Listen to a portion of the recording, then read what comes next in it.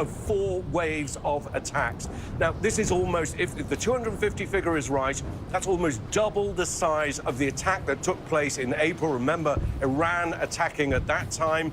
We suspected that there would be attack, but this is significantly larger. Israel has warned all of its citizens to take all precautions to try and stay underground if they can. We're certainly hearing the sounds of explosions from Tel Aviv in that feed that is coming from some of the television cameras there. So clearly terrifying moments for people on the ground. And then eventually we'll start to talk about what the response is. Israel has been very clear that if Iran attacks Israel, it is going to respond, and the response is going to be very severe. So we just have to wait and see. 99% of the missiles that were fired at Israel back in April were intercepted. This is double the size. That's a huge test of Israel's resources. Remember, you've got American service personnel on the ground there, as well as American citizens. You've got the U.S. Embassy and obviously lots of other foreign nationals as well. So this will be a terrifying night for many people.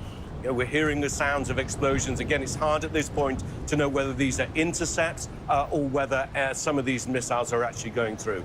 So to stress, we know that this first wave of attacks is now underway. We're told there could be 4. This first wave is over 100 ballistic missiles. There could be as many as 250 in total. Israel has warned that there will be a strong response to Iran. It's been planning this to how to retaliate for a long time, but especially that's been ramped up ever since Hassan Nasrallah was killed. People in this part of the world, here in Lebanon, have been waiting for an Iranian response. Many people have been crying out for it, especially in the Shia world. There's a lot of pressure on Iran to try and respond because its proxies here in Lebanon and elsewhere, certainly Hamas in Gaza, have been under immense pressure from Israel, trying to break this so-called axis of resistance. And this is the response from Iran. But a huge gamble by Iran and a very dangerous night for Israel. And as you mentioned, Prime Minister Benjamin Netanyahu made it very clear when he was in New York just last week, Ian, saying if indeed Iran was to strike, that they could absolutely expect for Israel to strike back. We are following right now, if you are just tuning in, ABC News has now learned, our Ian panel confirming that Iran has just launched a retaliatory missile attack targeting Israel. Our Matt Gutman now in Tel Aviv. Matt, I understand you have been able to take cover. You are in a shelter. Bring us up to date. What do you know at this moment? Here, about 90 minutes ago, the first alert started to go out on people's cell phones nationwide, alerting them to start getting towards sheltered areas, bomb shelters, not to congregate. And over the past 15 minutes, they have become much more frequent. Then we heard the announcement from the IDF that Iran's missile attack has begun. And a short time later, we got those messages on our phone: evacuate immediately, move as soon as you can to any kind of bomb shelter. We heard the sirens a short time after that. I'll give you a sense of where we are. It's just a room in this hotel. You can see it's got an air vent as well. We're perfectly safe where we are. We have the rest of our team here on the other side. But this is what most of Israel looks like right now. We don't know how many missiles. We hear 100. It could be more in the coming hours. That remains to be determined. Just as we were running into the shelter, I saw some of those interceptors go up into the atmosphere to try to take out those missiles.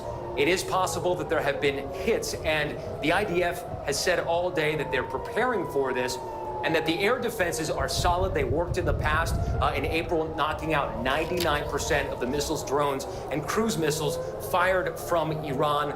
But the IDF saying it's not hermetic. We understand at this point that several major Israeli military bases in the Tel Aviv area in the south were targeted. They were evacuated earlier today in recent hours. It was known that that was likely what Iran is going to target. Unclear the damage right now. We're inside, unable to get bulletins, but Israel's obviously bracing for a very, very long night. And it happens, Kira, on the back of what appears to be a shooting attack just about a mile from where we are. 2 armed men entering a train. We understand it was a terrorist attack, according to police, shooting a number of people. Several of them have been critically wounded. So a very jarring night for Israelis here after those successes in Lebanon over the past couple of weeks. And the sirens still going on, Kira. Our Matt Gutman there in a shelter in Tel Aviv. Our Martha Raddatz, Chief Global Affairs Correspondent, joining us on the phone now. Martha, if you could let us know where you are headed, and just your thoughts here. This strike, clearly a significant escalation. That means a significant amount of risks, and the looming question of how wide this war could become. Exactly, and I think what the U.S. official who I spoke to today, the senior U.S. official, the greatest concern is that some of those missiles will get through. As we have been reporting in the last little while, 99% of them were intercepted in April, but there is fear that that will not hold this time, and that indeed would point to a wider war. Iran launching perhaps as many as 250 missiles, as we've said, towards Israel. They are certainly aware of the Iron Dome and that the U.S. also has defense mechanisms up as well. But there is a possibility some of those missiles will get through, and what kind of damage they would do will really look towards what kind of response Israel makes. A U.S. official told me it is 100% certainty that Israel will respond to this, and in a vigorous way, even if those missiles do not get through. But if there are injuries, if people are injured, if infrastructure is taken out, if any part of those air bases is taken out, this will significantly increase the chances of a wider war. And that response, again, we don't know when that response will be, but Israel is taking this slow. It also, Kira, they decided not to make a preemptive strike, even Israel, even though they knew these missiles were coming, Iran taking that first hit. And another thing we have to remember, Kira, is we are just days away from the anniversary of October 7th, when Hamas entered Israel and conducted that horrific terrorist attack on Israel, and this is the fallout from all of that. And just looking at the timeline, Martha, from October 7th, 2023, when Hamas took on that horrendous attack, killing all those innocent people during that music festival, and then looking at a momentary ceasefire between Israel and Hamas a month later. But since then, the deaths of Hamas leaders, commanders within Hamas, other political leaders throughout other countries. And then just in September, the pager explosions that killed Hezbollah leaders in Lebanon, all the way to just last week, and Hezbollah's commander Nasrallah, Hassan Nasrallah, killed in that Israeli airstrike.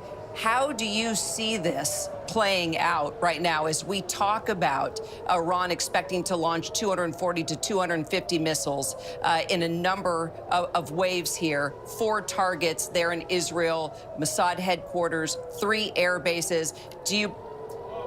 Martha, stay with us. Let's get back to Matt Gutman. He's in that shelter in Tel Aviv. Matt, bring us up to date. Kira, we just actually ran out from the shelter to see what was going on outside. The sirens had stopped. They've started again, so we're going to go back towards the shelter.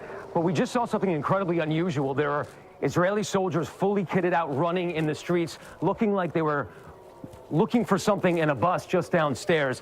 This country is on tenterhooks right now. It's hard to describe how intense the feeling is for so many Israelis who've been running in and out of these bomb shelters over the past, I guess, half an hour or so. No reports yet about direct hits. We don't know about damage. But again, as the IDF has been saying, we're just going to round this corner. Their missile defense system, as robust as it is, also developed with, take the other one, also developed with the United States, does not provide a hermetic seal against these ballistic missiles coming from Iran. So it's presumed that some of them might get through. We don't know how long this is going to be going on. Martha reported earlier that a very large number of missiles is inbound towards Israel. The Israeli government, of course, has said it will retaliate. We've seen what they've been able to do in Lebanon against Hezbollah over the past couple of weeks. The intelligence apparatus is working very well. I would say that their success, according to them, has been unprecedented. It's unclear what they might have in store for Iran. But what has been quite obvious over the past weeks and months is that they have been able to infiltrate the Iranian intelligence system and the government as well. So they know what the vulnerable points are.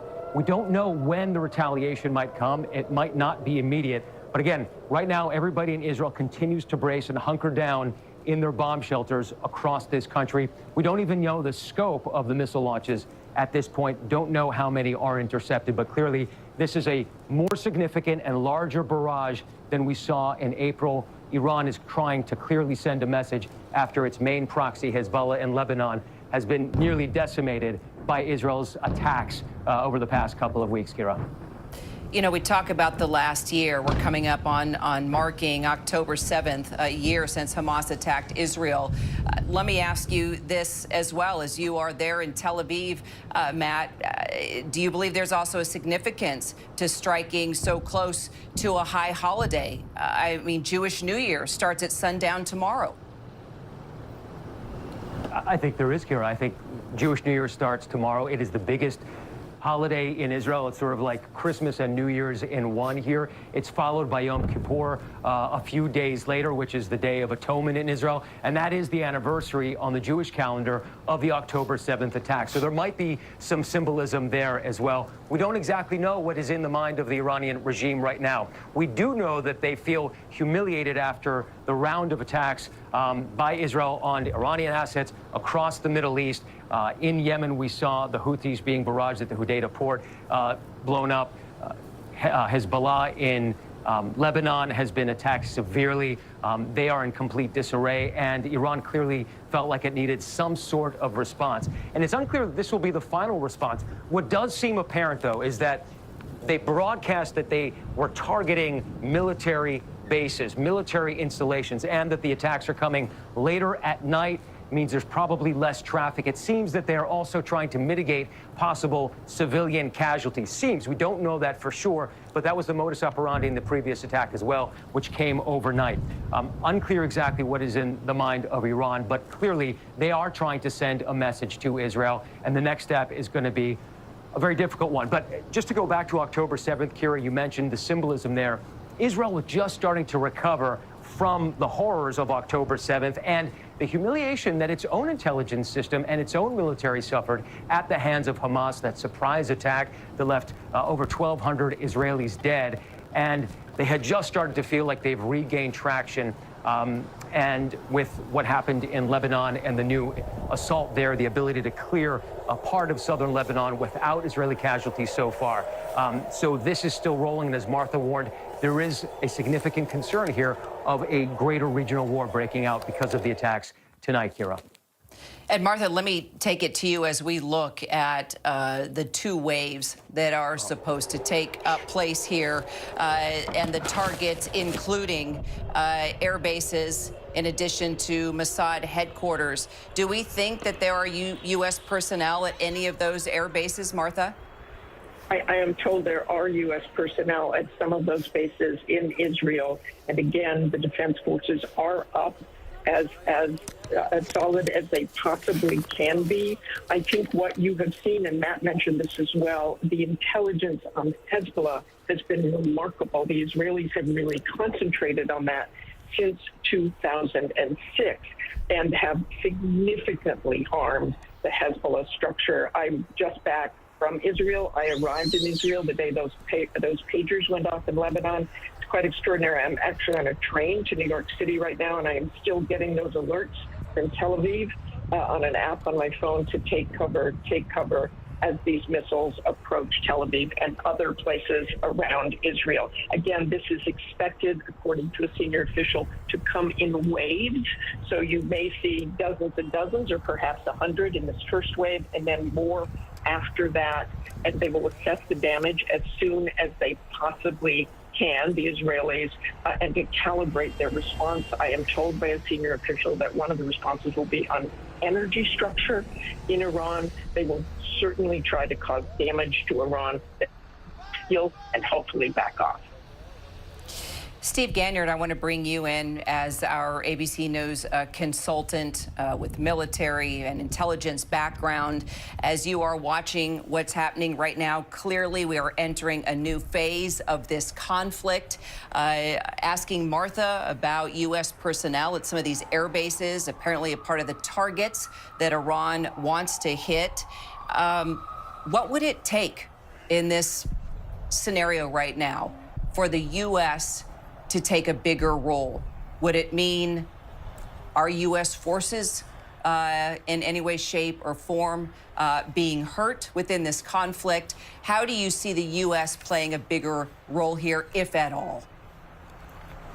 Yeah, Kara, I think that the U.S. is doing what they did in April right now. We'll see what happens after the attack is over. But remember, we have U.S. Navy ships offshore of Israel that have the ability to bring down Iranian ballistic missiles. We also have some of that ability in Jordan. If any of these attacks are with cruise missiles, there are U.S. squadrons who are based in Jordan who were key, instrumental last time in stopping some of those attacks back in April. We also have ships in the Red Sea. So to some degree, the U.S. has said that they will help defend Israel. So we just don't know how much involvement that will be. Now, just watching the video, I think that what Matt and Ian and Martha have been talking about this concern about the incoming Iranian missiles overwhelming Israeli defenses may be coming to pass. Unconfirmed, but it does look like there are some impacts around Tel Aviv. We'll have to wait to confirm that. But the number of missiles incoming has always been the concern. There are 3 layers of defense within Israel. We all know about the Iron Dome, which is actually lower altitude. There's a mid-level kind of capability called David's Sling, and then the very high altitude that will actually intercept these Iranian ballistic missiles in outer space is called Arrow. So it's a layered defense, but again, so many incoming missiles that we do have to be concerned about the threat of overwhelming and saturating Israeli defenses. Mary Bruce, let's take it to you at the White House, our chief White House correspondent. I see that the president is putting out messages on Twitter now, about 17 minutes ago, saying that this morning he and the vice president convened with our national security team to discuss Iranian plans to launch an imminent missile attack against Israel. We discussed how the United States is prepared to help Israel defend against these attacks and protect American personnel in the region. What more do we know, Mary? Well, we certainly know that the White House and the president are monitoring all of this extremely closely. The president and the vice president, they are convening that meeting, as you mentioned, with the national security team at the White House earlier this morning. And we learned from a senior White House official this morning that the U.S. is actively supporting defensive preparations to defend Israel against this very attack. And then that key line, the White House official saying a direct military attack from Iran against Israel will carry severe consequences for Iran. Of course, lots of questions now about what that means. We have, of course, seen the president in recent days speak out forcefully on this, adamant that an all-out war in the Middle East has to be avoided. The big question is how, as you continue to see the escalation continue, Kira. Mary, thank you. Let's take it back to our Ian panel in Beirut. Ian, bring us up to date on what is happening there, what you're hearing now. Yeah, Kira, I mean, look, we've been talking for ages about the risks of escalation. Well, I think we can just say this has escalated, and whether anyone can put a lid on it is an open question. What we're seeing right now is, you can't see it clearly on the camera, is the red dots of tracer fire going into the sky from the southern suburbs. This is Dahia, this is Hezbollah stronghold, the area that's been repeatedly hammered by the Israelis over the last couple of weeks, and people are out on the streets celebrating. Remember, Iran set up this so-called axis of resistance. It was Hamas, it was Hezbollah, other groups as well, especially in Iraq, some of the Shia militias, which are pro-Iranian as well. And we're getting reports, again, not verified in any way, that perhaps there's been some incident near an airbase in Iraq. We certainly saw an attempted attack yesterday by pro-Iranian militias on a base that's believed to house U.S. forces. So for many people, certainly on this side of the border, this will give them succor. They feel that they will be emboldened by what's happening now in Israel, that they're being supported. Iran basically set up Hezbollah. and it has been the major thorn in Israel's side, other than Iran itself. As Matt said, they've been severely weakened over the last few weeks with the pager attacks, then the death of Nasrallah, and these targeted assassinations. Almost its entire leadership has basically been erased. So Hezbollah has been all at sea. We know that Israel has now moved across the border here. So just step back and think about this for a moment. You mentioned this yourself. What began as this terrible attack inside Israel on the kibbutzim at the music festival then grew to that attack in Gaza. Then we saw it stretch to the West Bank. Hezbollah here joined that attack on Israeli forces pretty much for the last year, and now Israel has responded in force. You know, we're talking about 100 missiles here. I mean, Lebanon has received thousands of attacks over the last week or so. Parts of this country are totally decimated. Over around a million people have been forced from their homes, and the casualties are something like 1,600. So, again, many people, certainly here, who are pro-Hezbollah, will say this is payback for Israel. And there will be many other people in Iraq as well, and in Syria, and probably in Yemen, who will also share that view, and they will feel emboldened by this. So attacks in the Red Sea are possible, attacks on U.S. interests in Iraq are possible, further fire from Hezbollah into Israel. You know, this fear that this could develop into a wider conflict, it's kind of happening. It's just whether, when Israel responds, which it will do, to the Iranian attack, whether a lid can be put on it, as happened after April. In some senses, it was calibrated. I'm not convinced that this looks calibrated in the same way, and especially given the Israeli warnings. So we really could be about to see the start of something much bigger. I don't want to scaremonger, but the risks now, when you start having missiles flying into Israel, attacks here, attacks in Iran, attacks in Iraq, then things start to look potentially out of control. Ian, let's take it from you right back to our Matt Gutman, who's out of the shelter now there in Tel Aviv. He is out on the balcony. Just in light of what Ian just said, Matt, the question remains, as phase one here on behalf of Iran has now taken place, how will Israel respond? How long will Israel wait? What is Prime Minister Benjamin Netanyahu doing at this moment? I can tell you what he's been doing over the past 15, 20 years, Kira, and that has been selecting targets. This is something that Israeli intelligence has been talking about for a long time.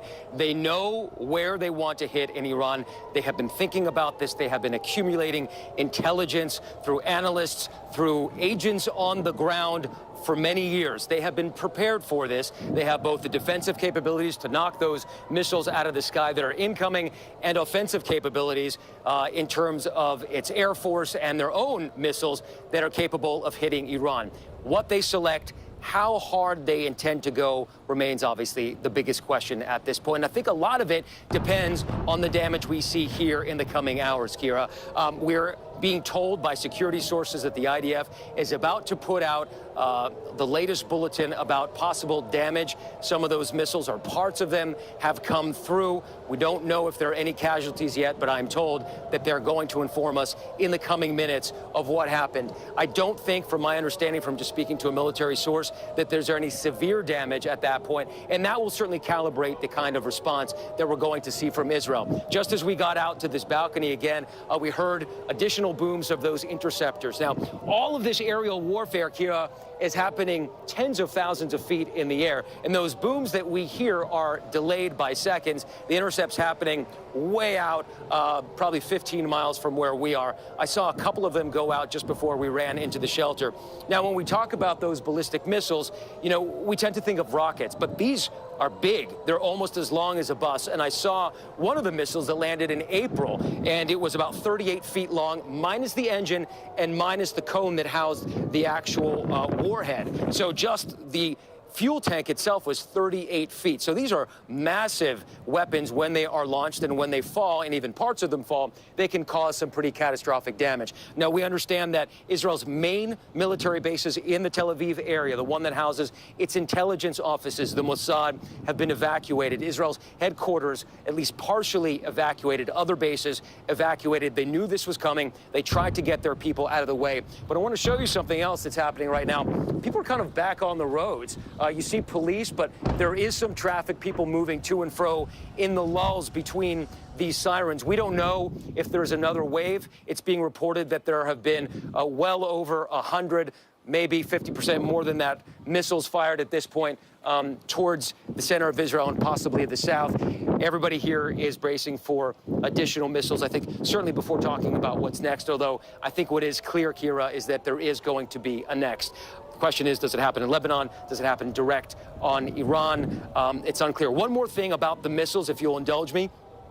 Iran learned from April when it launched 300 cruise missiles and drones and missiles. The cruise missiles and drones were all intercepted. The only thing that got through were those ballistic missiles. That's a siren that's not related to us. That's a police siren.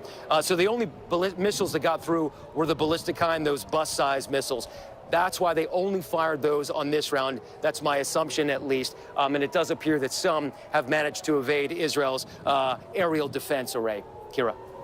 So let's put this in perspective then, Matt, as you just described the ballistic missile in detail, its capability, its size, the kind of destruction it can leave behind. If we look back to Iran launching, it was about 120 ballistic missiles and dozens of cruise missiles and hundreds of drones back in April. You were saying 99% of those were intercepted. Our Martha Raddatz also telling us that as well. Now Iran expected to carry out 2 waves here and launch 240 to 250 missiles, aiming at 4 targets there in Israel, including Mossad headquarters and 3 air bases. Let's talk about, although we want to remind folks when Iran launched those missiles last time around and 99% of them were intercepted, we are talking about double this time around and 2 waves. Yeah, the potential for damage is much more significant. The biggest concern is the swarming factor, right? If they fire a lot of them at once, Israel's air defenses are incapable of handling, of filtering through all of the missiles. Had they fired maybe 200 at once, it would have been an even bigger threat. But still, salvos of several dozen at a time offers a very complex algorithm for the air defenses to try to knock down. So there's a lot of deconfliction that happens with those missiles. And you talked about the missiles itself and the damage that they can cause. It really depends on what is loaded in the warhead, right? It can be a chemical or biological weapon. It can have a significant amount of ammunition, of explosives, and that also determines how far these missiles go. So if you want them to go farther, you load them with less explosives. And that's what we don't know yet. What was on these things? We don't think that there's any threat of chemical, biological, or atomic warfare at all at this point, but how much explosives were loaded on them, how far did they go, and what specific targets did they hit? We know that some pieces of those missiles have hit Israel. We don't know where and what kind of damage and whether there were casualties at this point. But again, loaded fully with a lot of explosives, of high-end explosives, these kinds of missiles can take out a small apartment building, as Ian and I and Martha have seen in Ukraine. They can do a lot of damage if there is direct hit, Kira. All right, let's take it to you, Steve. Dig a little deeper here on the capability of these missiles. This is absolutely your forte. Your thoughts on the kind of damage that we could see here as we are awaiting now a second wave of missile attacks on behalf of Iran. Yeah, Carrie, I think the important point here is that a ballistic missile carries between about 1,000 and 2,000 pounds of high explosive, if that is in fact the payload. But the other part of this is it is coming in from outer space, so it's probably going several Mach, almost 5, 6, 7 by the time it re-enters the atmosphere, and then that momentum of all that explosive is what creates such damage when they do impact here. But again, The Israelis have the ability to knock these kinds of missiles down. It just depends on how many are incoming. They're very expensive to have a ballistic missile defense, and so the numbers are limited. So we'll see how many have gotten through. They also have the ability to look and see where the impact would be anticipated. So if a ballistic missile was going to land in what they knew was an unpopulated area, the computer within the firing unit would say, oh, I'm not going after that one because I know it's going to land harmlessly. So they have the ability to have that discrimination about whether a missile is going to have an impact either directly or near an air base. I think, Kira, it's very important to understand here that this is a capability that's very expensive. It's very complex. The Israelis have it because a lot of it has been co-developed with the U.S. The Iranians have nothing. So when the Israelis come to retaliate, and however they do, the Iranians will have no defense against this kind of attack. Israel has all sorts of types of missiles, the same munitions that the Iranians have, even better. And so when the retaliatory attack by Israel onto Iran comes, it will be a very, very different outcome because the Iranians just do not have the kinds of defensive capabilities that the Israelis do. Let me follow up with that, Steve. Now that Hamas and Hezbollah have largely had their leadership and ability to communicate eliminated, is Iran in this fight against Israel alone? Well, most of their proxies have been degraded to the point that they're truly ineffective. The Houthis have taken a punch in the nose from the Israelis that have quieted them for the past couple of days. We know what's going on in Gaza with Hamas. We know what's going on in Lebanon with Hezbollah. The Shia militias within Iraq have been quite quiet. And so what undoubtedly happened here is Iran felt that they had been humiliated and they had to respond in some way, knowing that Israel was going to come back and take retribution. So the Iranians are probably preparing for that. I think what's interesting here is what Martha alluded to, and that is that the Israelis have discussed that this retribution will be against economic targets. When you hear that, and you hear it in reference to Iran, think oil. So the lifeblood of the Iranian economy, the lifeblood of the Iranian government, of the regime, is based on oil money. Who's the biggest consumer of that oil? China. So we're looking to, this is going to become a global issue here if the Israelis do, in fact, go after places like Karg Island, which is the major oil transshipment point for Iranian oil, or someplace around the Strait of Hormuz where all of that oil, not just from Iran, but for all the Gulf states transit. So keep an eye on oil markets here because they don't like things to be unsettled. And if they can't get the oil that comes from the Persian Gulf countries out of the Persian Gulf countries through the shipborne means, then this is going to have a global effect on economies as well. Steve Ganyard, thank you. And if you are just tuning in right now, you are watching breaking news here on ABC.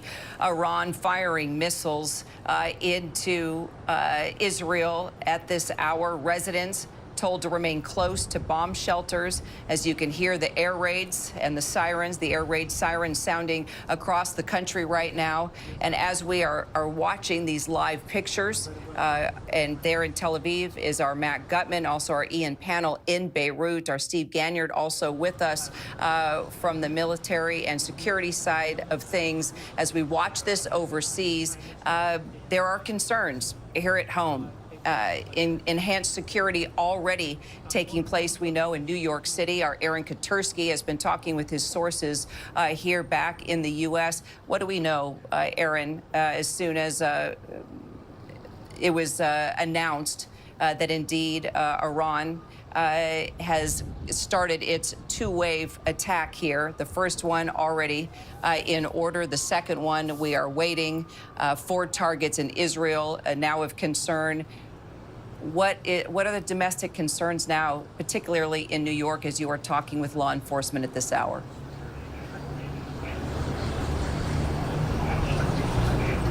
Jewish high holy days, Kira, and law enforcement officials had been monitoring developments in the Mideast for this very kind of retaliatory attack that now appears to be taking place across the skies of Israel. So far, we have heard of no specific threats to the U.S. homeland. Law enforcement has been anticipating something like this and deploying to sensitive Jewish locations in advance of the high holy days and in advance of the October 7th anniversary. Kira, it's important to say the NYPD is meeting right now to decide whether they need to do any additional deployments around New York City, but they have been on this kind of alert level for weeks now because of what's been happening overseas and the concerns that it brings at home. In particular, they've been paying attention to what Matt Gutman's been reporting about some kind of an attack with a number of casualties coming outside of a subway system and maybe onto a bus. So the police here in this country are paying particular attention for any kind of copycats, Kira. Steve Ganyard, let me take that to you. Firsthand experience. If we think of attacks that have happened across the country, there always is a fear back here at home that citizens of the United States will be targeted as well. Since the Hamas attacks in Israel, we have been on high alert here in the United States over the past year. Your thoughts as New York is already responding with regard to security? Could we start to see this, say, at synagogues across the U.S.? As Aaron mentions, the high holiday. We're coming up on 1 year since the October 7th attack, and now Iran launching one of what we are told will be 2 waves of attacks into Israel. Yeah, Kara, I think times have changed, and the number of terrorist groups that were striking around the world, this kind of global effort, has diminished over time. And really, what we're seeing now is this is Israel against Iran. And so, in the past, the Iranians have been supportive of attacks against U.S. troops with the Quds Force and their IRGC, but they also know that President Biden has put them on notice that if they come after the U.S., that the U.S. will come back at them. So the Iranians had benefited in the past of having these proxies, these cutouts, these, look at Hamas. It's a Sunni organization supporting a Shia state. And so it's the enemy of my enemy makes strange bedfellows, but it doesn't mean that the Iranians have wide networks that are going to be capable or willing to make attacks directly within the U.S. homeland or on U.S. forces. Doesn't mean something like that won't happen. It's just less likely here now that this is sort of a direct confrontation with the Iranian regime rather than a broader Islamic effort against Western targets that we had seen in the past. And the question remains, as we continue to hear the air raid sirens, what exactly is Israel going to do next? Avi Melamed, former Israeli intelligence analyst, on the phone with me now. Avi, as you are watching these live pictures and following now what Iran says is, or what Israel has now confirmed as Iran firing these missiles into Israel, residents told to shelter in place. How do you see this unfolding? Well, Kira, thank you for having me. I think that we should expect a massive Israeli retaliation in a volume and scale that the Mullah regime in Tehran has not experienced yet. The Mullah regime has conducted sort of an act of despair, trying to stop the avalanche of its proxies following the major blows that Hezbollah, the major proxy of the Iranians, sustained in the last couple of weeks. It may be counterproductive because the Israeli expected counter-retaliation to the attack on Israel may result in a very dire situation for the Mullah regime.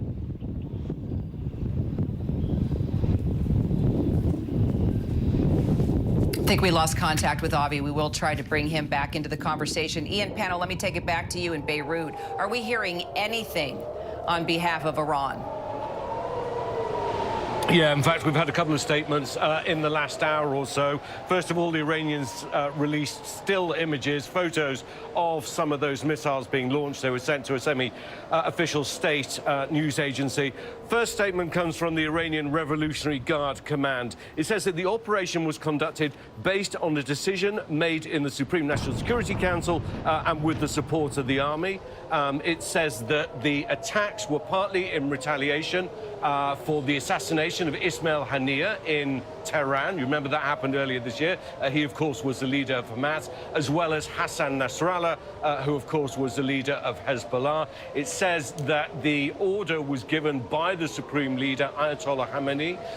Also a statement from the Iranian mission. This is at the United Nations, where you are in New York, saying Iran's legal, rational and legitimate response to the terrorist acts of the Zionist regime, this is what the Iranians say, has been duly carried out. They then go on to warn Israel, should Israel carry out any kind of response or commit further acts of malevolence, a subsequent and crushing response will ensue. They're also warning other countries who are allied with Israel to not side with them and to distance themselves. So they're certainly feeling very emboldened by this.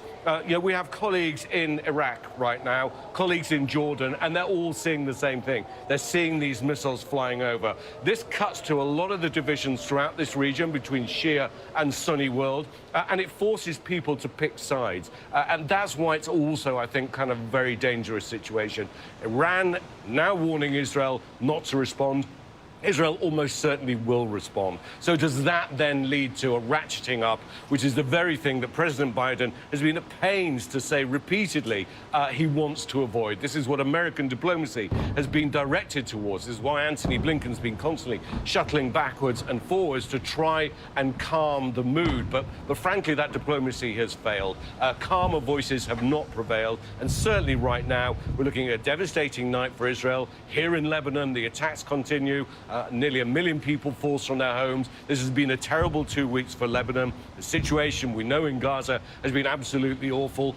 You've also got the West Bank, and now the possibility that it then spreads to Iran. So I think we're in a very, very dangerous moment for the Middle East, and it will affect America, it will affect Europe, and most of all, it's going to affect the people who live here, who don't really get a say in the decisions of their political and military masters. Kira?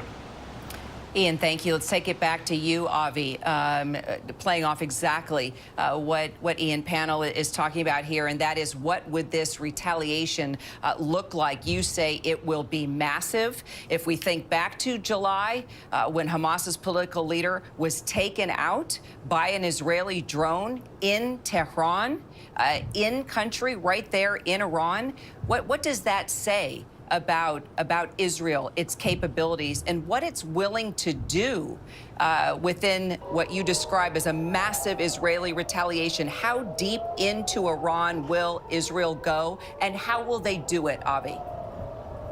Well, Kira, as you may recall, the previous attack, the Iranian attack Israel in April 13, 14, there was a symbolic Israeli retaliation. Reportedly, Israeli jets targeted a specific location next to, deep in the area of Iran, and the area of Natanz, which is one of their major facilities.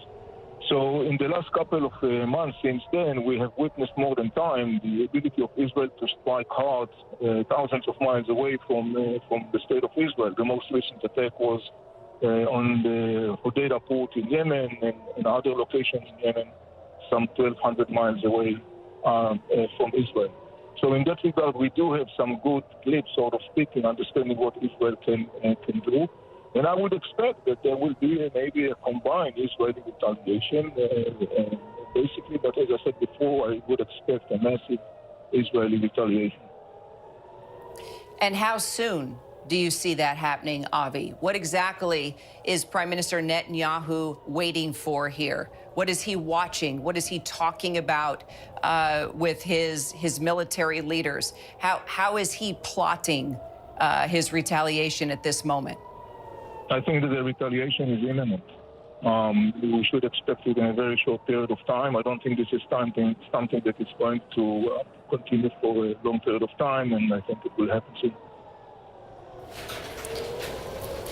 And at what point Does Netanyahu pull back? How far does he go? How deep does this go? How long does this go, Avi? Well, look, we have to look at the wider context. Israel has been threatened, and other states in the region has been threatened by Iran and their proxies, the axis of resistance, for the last 40 years. This is a moment of truth to the region. This is a moment of truth to the international community. What we see without a stand today is, unfortunately, the bitter fruit of many years of rapprochement and policy conducted by Western powers that basically came to terms with the Iranian growing threat. And this is what's inevitable, and this is, in the end of the day, it's just happening, unfolding in front of our eyes. We are in a very pivotal moment, and I personally believe that we could exit this pivotal moment into a better environment and future for the people of the region. But that calls for ending once and for all the Iranian threat, or the Iranian regime ability to continue and to dictate its radical agenda and terrorizing the Middle East. This is the moment of truth. We have reached this moment. Avi, let me ask you, as a former Israeli intelligence analyst that knows firsthand how an operation like this on behalf of Israel would go down, will go down. As you know, our president here, President Joe Biden, has been calling for a ceasefire, has been trying to broker a ceasefire, has been calling for peace in the Middle East. I'm going to ask you a very direct question right now. Is that, at this point, seeing what we're seeing right now, is that even an option? Is that even possible at this point? Or is a ceasefire just completely off the table right now? No, I think that at this point the ceasefire is off the table right now. We are now in the big game, the direct Israeli-Iranian collision, a scenario that I was predicting accurately in the past in my recent book, Inside the Middle East, that was published in 2022. We are exactly in this place. This is the time for the big game. This is the time to make the big decisions. There is no more room for avoiding the confrontation. The time has come. Avi, thank you. Let's take it straight to the White House. Our Mary Bruce standing by, Chief White House Correspondent, just listening to what Avi just said. Mary, you know, what does President Biden do at this moment? Well, what I can tell you is what he is actually physically doing at this moment, and that is monitoring this unfolding from the Situation Room. He is there with Vice President Harris. We just received that information from the White House. He's receiving regular updates, of course, from his national security team. But also this, Kira, the White House saying the president has directed the U.S. military to aid Israel's defense against Iranian attacks and to shoot down missiles that are targeting Israel. Of course, we have heard from a White House official earlier today saying that a direct military attack from Iran against Israel will carry severe consequences for Iran. What exactly that looks like, we still do not know. And as you were just discussing, of course, the president in the days leading up to this has been calling for a ceasefire, saying that while an all-out war is possible, the president was adamant we really have to avoid it. Of course, that is a hard sentiment to see how that is possible, given what we are seeing play out right now, Kira. Steve Ganyard, what could the consequences be for Iran? Well, Kara, I think that the White House has said that the Israelis have at least relayed to them that there will be economic targets. Remember that the real threat to Israel is the Iranian nuclear program, and that has been developing, and the ability for the Iranians to create what's called a breakout capability to be able to build a nuclear weapon in a short period of time is very close and very near at hand. You're seeing these ballistic missiles tonight raining down on Israel that theoretically could be the same kind of ballistic missiles that could carry one of those nuclear warheads. So as Avi was noting, at some point, this is going to have to come to a head, at least in the eyes of the Israeli government and the Israeli military, that they cannot continue to allow Iran to develop a nuclear weapon capability that would directly threaten Israel in the future. So there may be some attempts to go after some of the nuclear programs within Iran.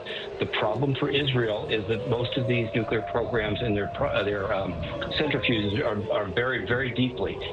Israel does not have heavy bombers to carry deep penetrating warheads or the kinds of munitions that would be able to take out those nuclear facilities. So they can take out things around those nuclear facilities.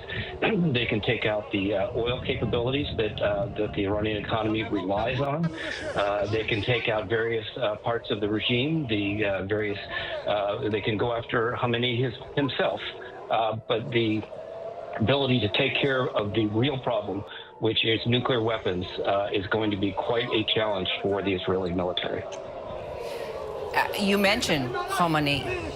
I mean, is there a scenario here where Israel strikes the leadership of Iran before anything else, or does this go in phases? Does this start by taking down all communications, power plants, just daily functions for the country to run? Or is there a possibility here, depending on what happens inside Israel, that Israel may retaliate and go right for leadership? Well, remember that they went after Nasrallah, and lots of people didn't think they were going to go after Nasrallah. So Khamenei apparently, right after Nasrallah was killed, went into hiding. And so Israel's ability to track senior leaders in Iran is not as good as it is to track Hezbollah leaders in Lebanon, which is right next door. So they would have the problem actually finding where he was. Remember that the distance between Iran and Israel is significant. It's the same distance as between Houston and Los Angeles.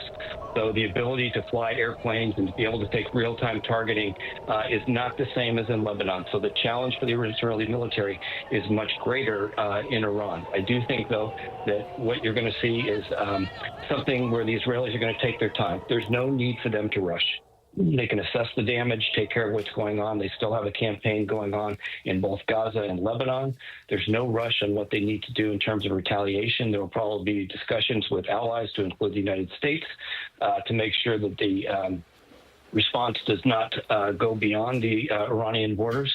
But again, I think that there are all sorts of options because the Iranian defenses are essentially helpless in the face of the kinds of military capabilities that the Iranians have, or the Israelis have. Our Martha Raddatz, Chief Global Affairs Correspondent, on the phone with us now. Martha, we were just talking about Iran, how deep Israel could strike. What would be the plan, short-term, long-term, or is it an immediate action going straight toward the country's leader? We were talking about Khamenei in hiding. You have been to Iran several times. What are your thoughts as you are watching these live pictures? Does Khamenei continue to hide? Is he in any way carrying out instructions? What are your thoughts at this moment as we are watching just an unprecedented time right now with fears of escalation, a wider war, and tremendous risk for both countries? Well, Kira, I think being in hiding for Khamenei and many senior leaders is wise at this point. They have been watching what's happened with Hezbollah and Hamas and seeing what is happening. So we were told as of yesterday by a senior official that many of those leaders were already in hiding. I think they likely knew what was coming, certainly on their part, and they likely know what is coming now, so that will probably continue. Iran, as Steve rightly pointed out, doesn't really have the defense systems in place, and depending on what the Israelis try to strike, that will make a huge difference in perhaps we'll see another Iranian response.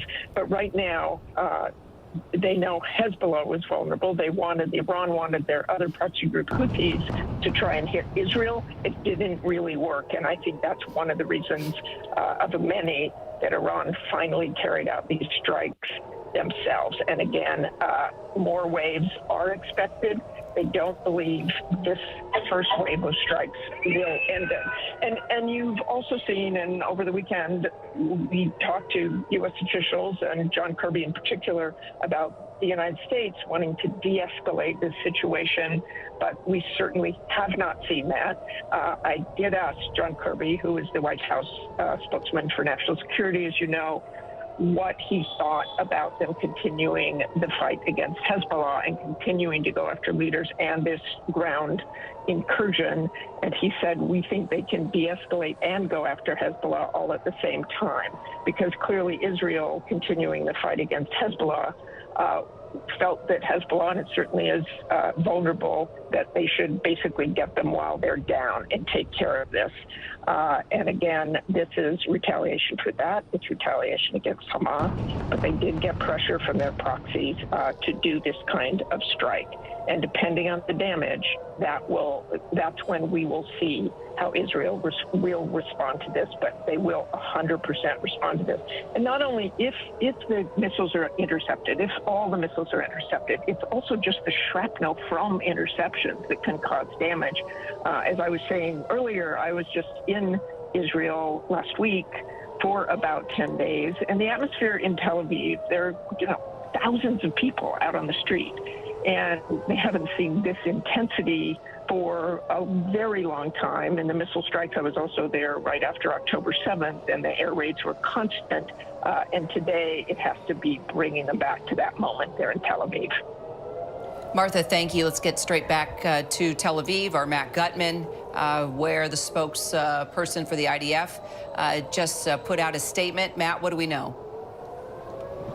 Just a few moments ago, Kira, Rear Admiral Daniel Hagari, who's the chief spokesman for the IDF, as you just mentioned, went on TV, a national broadcast, announcing that for now, there is this all clear, telling people they can sort of begin moving out of those bomb shelters. He told them to stay close. He also said that some of those missiles apparently hit installations. We do not know, and he said they are not aware of any casualties at this point. That does not mean that there aren't casualties at this point. The one thing that he certified, and Martha just said it, is that there will be a response, that Israel has a plan. And typically what has been happening in the previous attacks, like the one against Nasrallah, the head of Hezbollah in Lebanon, last week, the IDF presents a series of options to the government. The cabinet sits over it, and then they decide what to do. That's what also happened with last night's incursion into Lebanon. So the plans are on the table. The question is, how far does the Israeli government want to take this? Just yesterday, Israel's Prime Minister Netanyahu spoke publicly in English, directing his comments to the Iranian people, saying that the regime could fall soon. And so one of the things that we've begun to hear from Israeli analysts at this point is a call for a strike on the Bandar Abbas oil port and terminal on the Persian Gulf in Iran. It's a huge terminal that controls much of the oil that goes into that country and out of that country. And if that is hit, that would cause catastrophic economic damage to Iran. And analysts are telling me it could possibly topple the regime. That's how significant it could be. That would be a major strike. They're also talking about attacking other possible energy installations as well. Again, this is a cabinet decision, as Steve said, and Martha as well. It does not have to be decided immediately. After the last round of missiles hit, Israel took a number of days, even longer, to retaliate. And then it was a very restrained response, essentially firing a missile from an airplane against an Iranian radar base, sending the message that Israel can hit whatever it wants, whenever it wants, without being detected. We know that it's not going to be that restrained this time, despite U.S. efforts and the Biden administration's incredibly energetic efforts in recent months to try to tamp down the tenor of the violence here. It's not going to be the case this time. A major question, though, is whether the U.S. assists in any attack on Iran at this point, and what kind of assistance that might be if it does happen. But clearly, the reprisals on the table. One more thing that Martha just mentioned.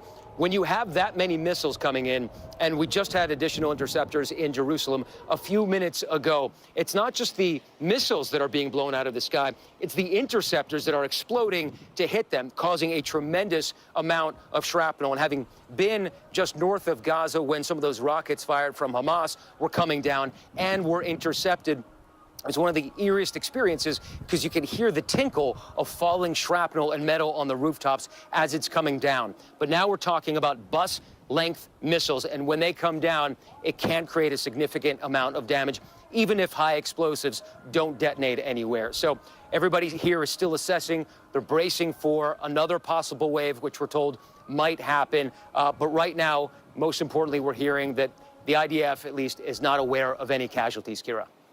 All right, so put this in perspective, just backing up to what you said at the very beginning about the IDF spokesperson saying that he's giving the all clear. It's okay to move out of shelters. However, a response is coming. Yep. What does that tell you? I even am looking at you.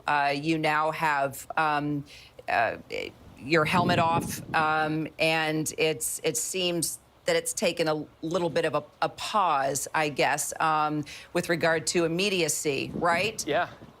Okay. Yeah, so, I mean, I'll have Nikki, our cameraman, turn the camera and show you that traffic, if he can make it past our producer, Hugo, traffic is picking up. We haven't seen that in recent hours. There's a trickle of cars.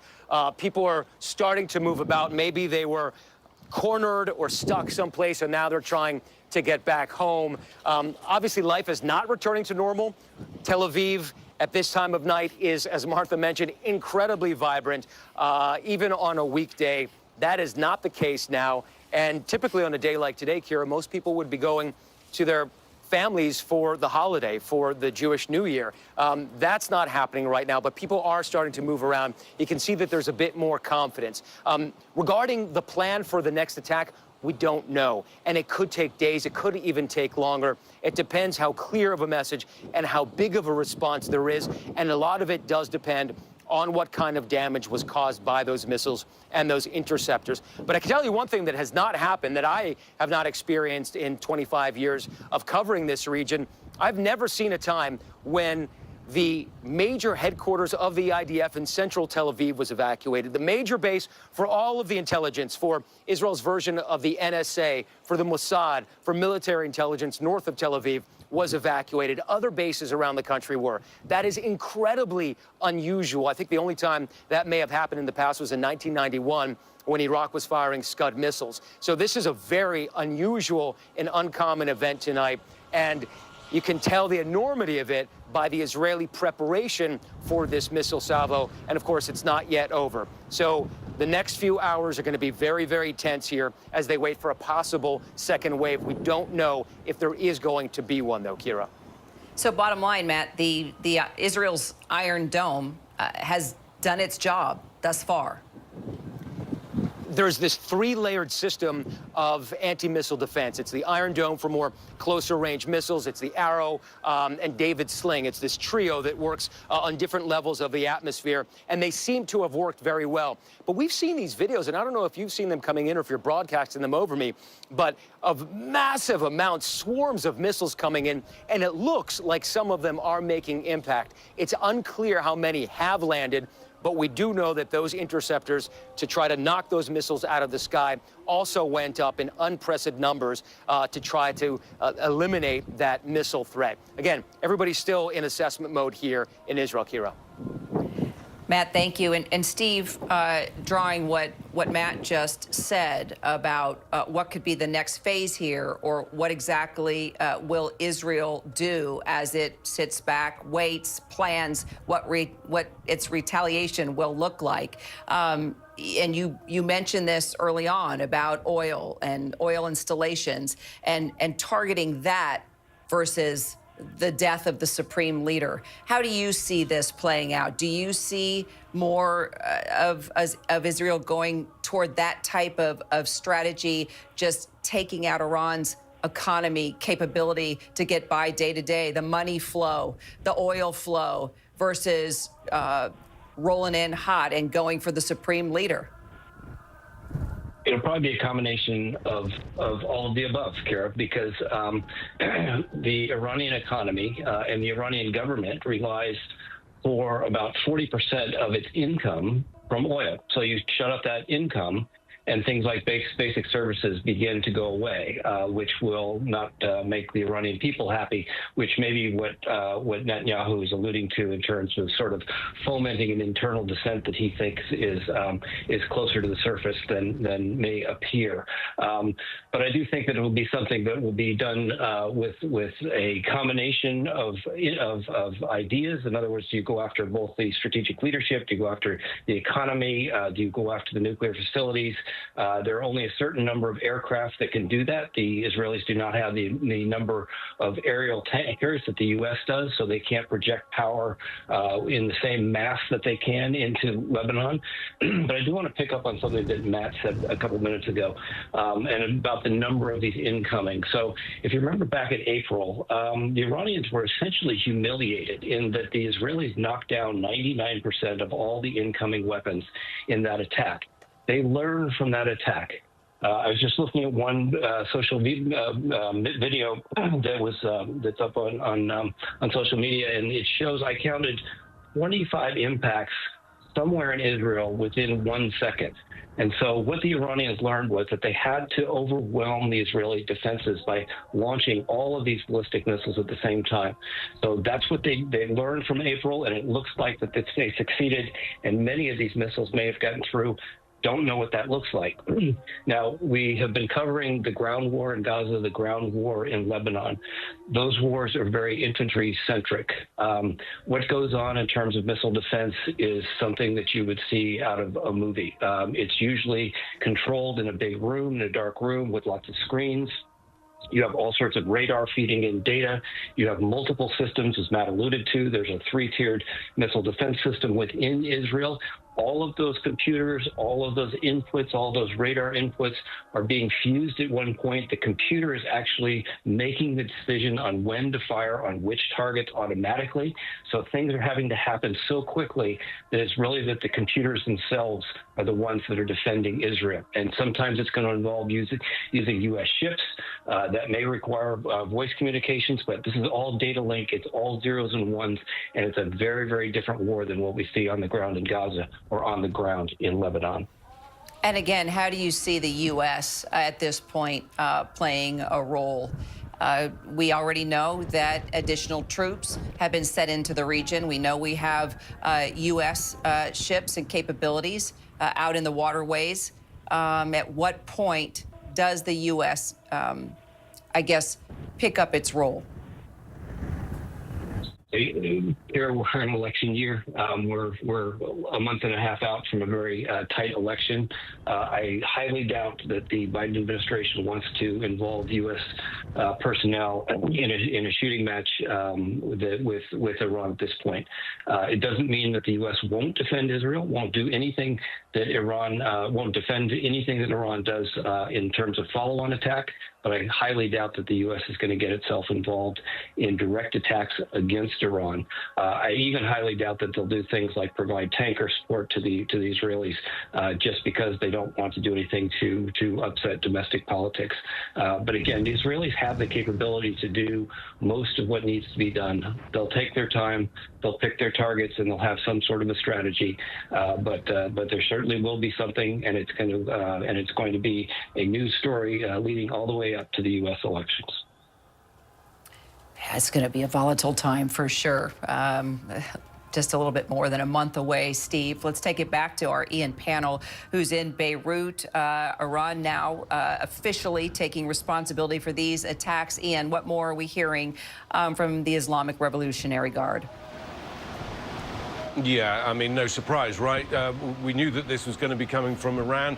We had some questions, I think, for a number of days, especially after the assassination of Nasrallah, whether or not Iran would respond or whether it was afraid of the consequences. Well, they've certainly made their response very loud and clear. The Iranian Revolutionary Guard Corps issuing a statement, as you say, saying that they were the ones who carried out this attack. They say that they targeted security and military targets. Also, the Iranian mission to the United Nations also issuing a statement saying that the attacks are a legal, rational, and a legitimate response to Israel's attacks. And when they say Israel's attacks, they obviously mean Israel's attacks on its allies, the proxies, Hezbollah here, Hamas elsewhere, also the Houthis in Yemen. So there was some sense that this was coming. They are also issuing very strong warnings, cognizant of the risks that Israel is going to respond to, the very high risk that Israel is going to respond, warning them of devastating consequences if they do. And I think this is what's preying on everyone's minds right now. As Matt said, we don't know if there's another wave coming. Some of the statements seem to suggest that maybe that was the response.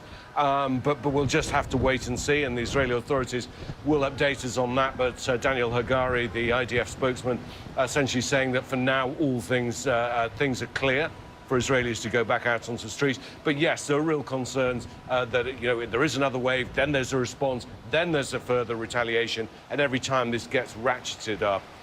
Just to echo what Steve was talking about a minute ago, the United States, the Pentagon, has said that the U.S. was involved in intercepting some of those Iranian missiles. So, yes, defending Israel, but again, I think getting involved in anything larger than that, I think that's probably unthinkable at the moment. Israel has already laid out a broad spectrum of potential responses, from cyber attacks to physical attacks to maybe targeting specific individuals. They've been ready for this for a long time.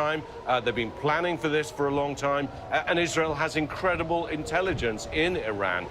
Logistically, it's very difficult, as Steve said, because it is so far away. It's not like launching attacks here in Lebanon and in Beirut or just across the border. That's very close and much easier for Israel to do. You need a lot of assets to kind of travel further and strike further. But nevertheless, they obviously feel that they do have a plan in place. I think there's absolutely no pressure on Israel. They can choose when they want to respond. Remember, we had that curious statement from Benjamin Netanyahu in this video address to the Iranian people just yesterday, where he talked about that they would be free sooner than they expected.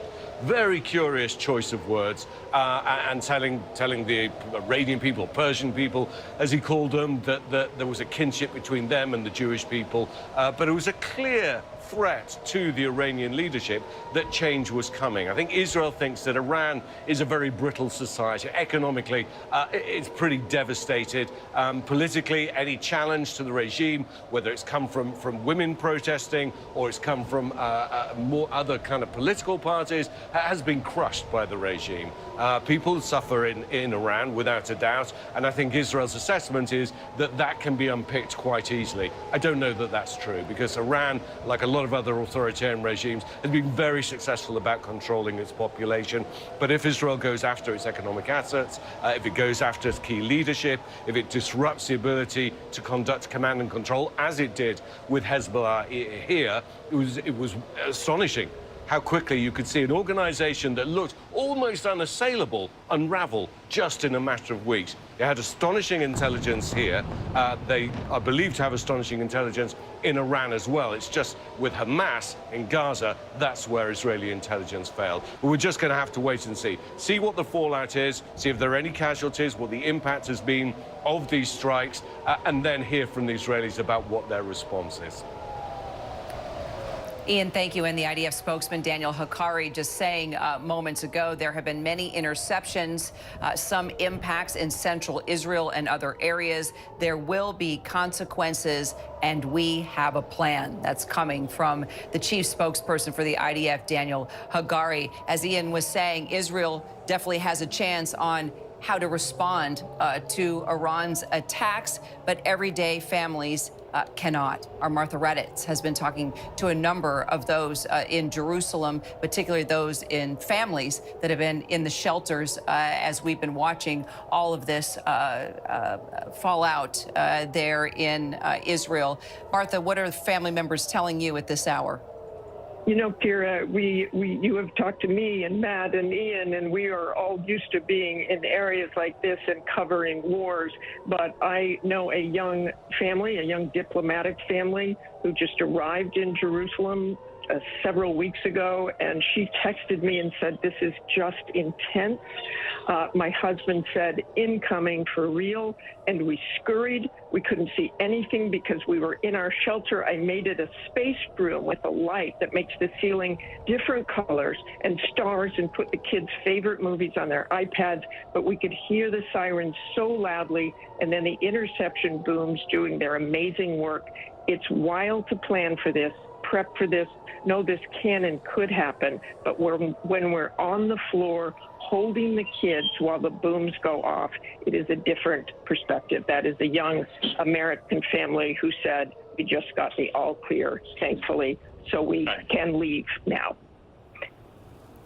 Martha, thank you. To hear that perspective and realize that you can look at those interceptions, you can know what those missiles mean and where they can hit, but being with your scared little kids is a whole different perspective. And it seems that this has become a part of their lives, particularly in the past year. Martha, there in Jerusalem. Martha, thank you. Let's take it back to our Matt Gutman. Matt, we are now in wait-and-see mode.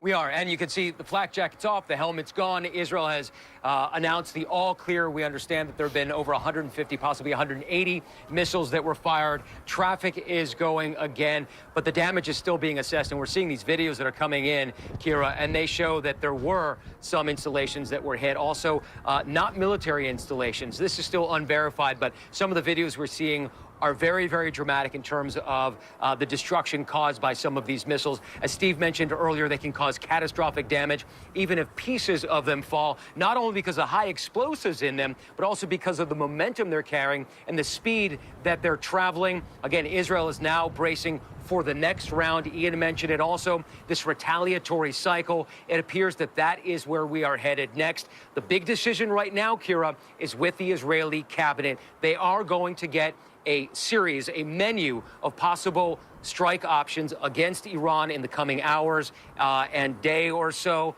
And at some point in the near future, I'm told, they're going to make a decision. We don't yet know what that will be. And we don't yet know how severe of a blow they want to level at the Iranian regime right now. But this was unprecedented, significantly more damage, significantly more missiles than we saw in the previous salvo in April, Kira. And just as we are now in this wait-and-see mode, the options, Matt, that Israel has on the table, well, they have a lot of options, clearly. The question is, how much of a wider war could this turn into? The risks, the circumstances right now. Will Israel decide to hit those oil installations? Will Israel decide to hit infrastructure and all the surrounding ways that Iran survives and makes money? Or will Israel decide to go straight toward leadership and possibly Iran's supreme leader? Unclear what they'll do. What we do know is that Israel's Prime Minister Netanyahu, who has essentially been in power on and off for the past 15 years and in some control of the government for nearly 20 years, really since 1996, has had Iran in his sights since the start. He considers Iran enemy number one for Israel, not Hamas, not Hezbollah. Iran is the head of the snake, according to Netanyahu. He has been waiting for something like this, and to some degree, there are members of the Israeli cabinet and the government who see this as an opportunity to try to topple the Iranian regime, which has bedeviled them for so many years. They've tried to stop the development of the Iranian nuclear program. They haven't been able to do it. They may see this as their opportunity, but as Steve and others have mentioned, it's a long way from Tel Aviv to Tehran. Yes, Israel has demonstrated an incredible capacity to strike abroad, but Iran is much farther, much more complicated, and their nuclear facilities are much deeper and more entrenched, Kira. Iran now launching a retaliatory missile attack targeting Israel. Right now, things seem to have calmed down. We are in a wait-and-see mode. Life for those in Israel, they've been told they can leave the shelters, but things can change at a moment's notice. We will wait to see what happens next. Our coverage continues on ABC News Live and abcnews.com. David Neer will be here with a complete wrap-up on World News Tonight, followed by live coverage of the vice presidential debate beginning at 8 Eastern. I'm Kira Phillips. Thank you for joining us for our special coverage as we continue to see what the fallout will be after Iran launching these missile attacks targeting Israel. We take you now to your regular programming. This has been a special report from ABC News. Whenever news breaks, we are here in Israel, a nation at war. In Rolling Fork, this tornado tore through this town. From Lewiston, Maine. The scene of a horrific mass shooting. From the scene of that deadly missile strike. ABC News Live everywhere. In Iceland, let's go. On the 2024 campaign trail. Here at 10 Downing Street. Wherever the story is, We're going to take you there. You're streaming ABC News Live. ABC News Live. You're streaming ABC News Live. ABC News Live, streaming free everywhere. What does it take to be the most watched newscast in America? We are part of an operation. Is this our Combat Operations Center? We're approaching the gate. Militants came in from... Hi. Appreciate you. Thank you. Ismail, David. ABC's World News Tonight with David Muir is America's most watched newscast. The new season of The Old Man is an excellent thriller. Things are about to get serious. Compelling, entertaining, and incredibly tense ride. You aren't going to see it coming. FX is The Old Man. All new Thursdays at 10 on FX. Stream on Hulu. One great idea can change your life. That's the American dream right there. I want to be on a team with you. Emmy-winning Shark Tank season premiere October 18th on ABC and stream on Hulu. Harris, Walz, Trump, Vance. Now tonight. With just weeks to go until Election Day, the vice presidential candidates face each other and face off. Tim Walz, J.D. Vance, the vice presidential debate. The night starts at 8 p.m. Eastern, live with the ABC News event special, The Race for the White House, with David Muir and the ABC News Powerhouse political team. Tonight, starting at 8 p.m. Eastern on ABC. Reporting from the 2024 campaign trail, I'm Eva Pilgrim. Wherever the story is, we'll take you there. You're streaming ABC News Live. Harris, Walz, Trump, Vance. Now tonight. With just weeks to go until Election Day, the vice presidential candidates face each other and face off. Tim Walz, J.D. Vance, the vice presidential debate. The night starts at 8 p.m. Eastern, live with the ABC News event special, The Race for the White House, with David Muir and the ABC News Powerhouse political team. Tonight, starting at 8 p.m. Eastern on ABC. Amanda Riley was a mother, wife. Everybody loved her. I heard the words, "You have stage 3 blood cancer."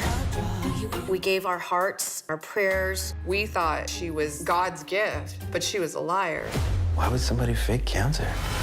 There's all these pictures of her in the hospital with IVs, tubing. It was only a matter of time until Amanda's whole world came tumbling down. Oh my God! Scamanda premieres next Wednesday on ABC and stream on Hulu.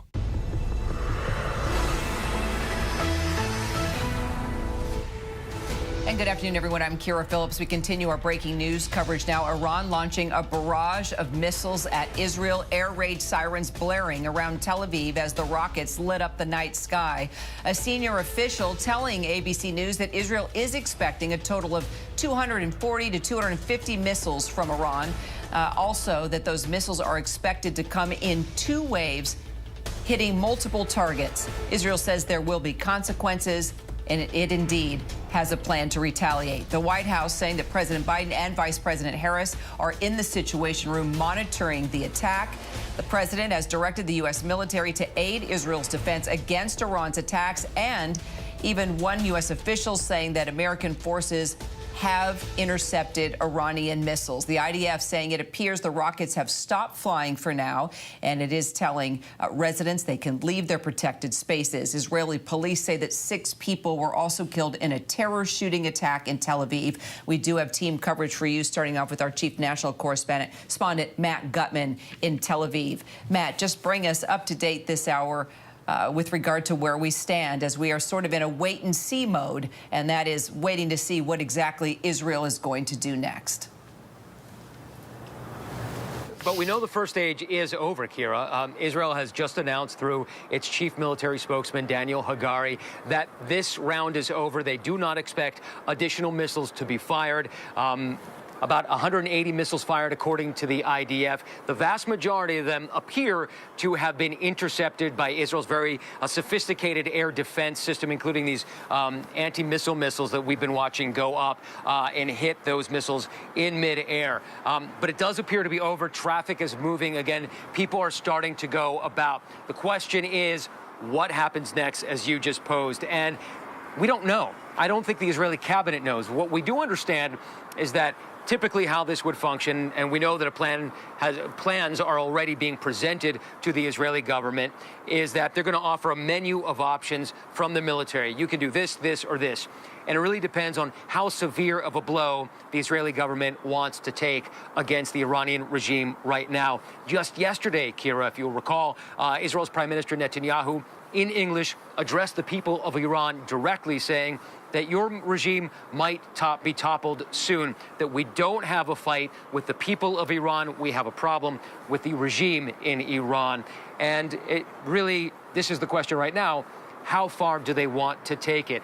One thing is clear, though, the damage is not as extensive as some people had feared. I just got a text message from an analyst said, yes, some of those missiles managed to penetrate Israel's air defenses and hit military bases and apparently some civilian areas as well. But so far, we understand that there have been no casualties, at least that the IDF is aware of, and that is a big deal. The more severe the casualties, the more severe the damage against sensitive military installations, the more ferocious the response. And so the less severe this kind of damage, the more restraint Israel might be able to show. And you can rest assured the Biden administration is going to try to pressure Israel to hold back as much as it can. It does not want a massive regional war right now in the Middle East, Kira. I don't think anybody wants a massive regional war, that's for sure. And Matt, while I have you, I mean, you mentioned regime change. Are we getting ahead of ourselves to even start to have that conversation? I think so. Let's see what the next response is. I think the concern is that there might be a retaliatory cycle. What we do know, and what Israel's chief military spokesman has just said, is that there will be a response and it will be severe, right? This is not going to be what happened in April after Israel got about 120 missiles fired from Iran, including about 200 drones and cruise missiles. They managed to knock most of them out of the sky. There is much more damage this time. There is a larger number of missiles, and Israel is taking this more seriously. It responded that time largely due to U.S. pressure with a single missile strike against an Iranian radar installation, essentially showing Iran, hey, we can hit you at your most sensitive installation without you even knowing it. And clearly, Israel has penetrated the Iranian regime with its intelligence apparatus. The Mossad has incredible assets in Iran, as we saw with the assassination of Hamas leader Ismail Haniyeh a couple of months ago in the Iranian Revolutionary Guard guest house, like the Holy of Holies. So if they can penetrate there, they can get anyone. The question is, do they want to do it? And how much of an international outcry is Israel willing to withstand to try to topple the regime? One thing that I am hearing quite a bit at this point from analysts is that Israel might go after Iran's energy infrastructure, possibly something like the Bandar Abbas port. That's where a lot of the oil comes in and out on the Persian Gulf. And taking out a major oil port and terminal could have a significant impact on the Iranian economy, which largely relies on oil to sustain itself. So that's something that is a possibility, Kira. Matt, thank you. Let's take it now to our Ian panel. He's in Beirut, our chief foreign correspondent. Ian, just to play off of what Matt was just saying, it seems that, of course, this is becoming more political, no surprise. There are members of Congress, senators, and others now taking to social media platforms. And it seems there seems to be a group of leaders now rallying behind this idea to urge President Biden to strike those oil refineries. Just one a tweet that came out from Senator Lindsey Graham of South Carolina saying this is a moment of choosing for the free world regarding Iran, the Ayatollah and Iranian regime and religious Nazis who want to destroy the state of Israel. Their words, not mine. They want to purify Islam and attack the United States. Again, their words, not mine. The missile attack against Israel should be the breaking point, and I would urge the Biden administration to coordinate an overwhelming response with Israel, starting with Iran's ability to refine oil. These oil refineries need to be hit and hit hard because that is the source of cash for this regime to perpetrate their terror. My prayers are with the people of Israel, and may God continue to bless Israel. Your thoughts, Ian, as we watched these strikes unfold. Iran saying there will be 2 waves of missile strikes into Israel. That first wave has seemed to calm down. Now it's a wait-and-see scenario of what that second wave will look like and what exactly Israel will do. Your thoughts on this urging of the president here in the United States to strike those oil refineries? I mean, this becoming political is the last thing that's probably needed. At the very least, this should be handled by the diplomats, but I think, unfortunately, it's going to be handled by military leaders, at least for the foreseeable future. But for this then to become an issue in the presidential election campaign, I think probably would be unfortunate. It'd be unfortunate for the Israeli families who've just spent the last hour terrified, hiding in their shelters. It'd be deeply unfortunate for the almost 1 million people here in Lebanon who've been forced from their homes. The children, the mothers, the innocent civilians around this region who have become victims of this much wider war, not of their choosing. I think that will be that pressure, though. It's interesting, Lindsey Graham's statement there. What happened in April, remember, again, this was a kind of tit-for-tat response, but the lid was kept on it. Iran fired at Israel, and Israel intercepted over 99% of those incoming missiles, and Israel responded, but it was kind of kept to a certain tempo. There is a huge risk here that that tempo can't be maintained. Was this just Iran making a show of force? They had to respond in some way after the assassination of Ismail Haniyeh in Tehran, and also, of course, because of the assassination of Hassan Nasrallah here in Beirut.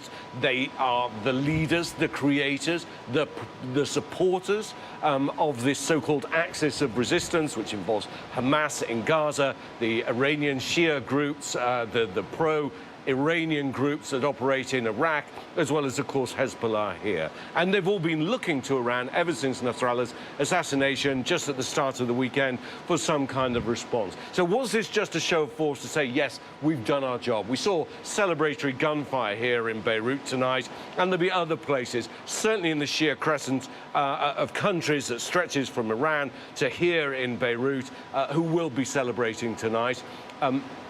Is that enough? Is Israel's response going to be kind of tempered? I think that's the biggest question by far tonight. Will more sensible heads prevail? I think what Lindsey Graham has to say will be music to the ears of Netanyahu, and certainly to the right-wing members of his cabinet, who see this as a moment of reckoning for all of Israel's enemies. And that brings enormous danger. It brings danger for Israel, as we just saw tonight, and Israel's citizens, but it also brings enormous danger for the region. It risks drawing in other people. Now, the whole prospect of the United States being drawn into another Middle East war, when it still has troops in Iraq, of course, but nevertheless, it spent years extricating itself from the quagmire in Iraq and the quagmire in Afghanistan. The last thing that the United States needs, and even if you listen to President Trump, he's no advocate of U.S. involvement in overseas wars. But of course, there's always a difference when you start to talk about Israel. People start to talk about religion. Involves the Christian far right, as well as the religious, the Jewish far right as well. People who advocate for a wider conflict, I think, are going to have their voices heard at the moment. But I think the real danger is that if Israel listens to them completely and responds, then we're in a whole different ballgame. Kira? And we're still in a wait and see for what this wave 2 on behalf of Iran will look like and exactly what Israel will do in retaliation. Ian, thank you. Let's take it to our chief White House correspondent, Mary Bruce. Do we know if President Biden is still in the sit room, Mary?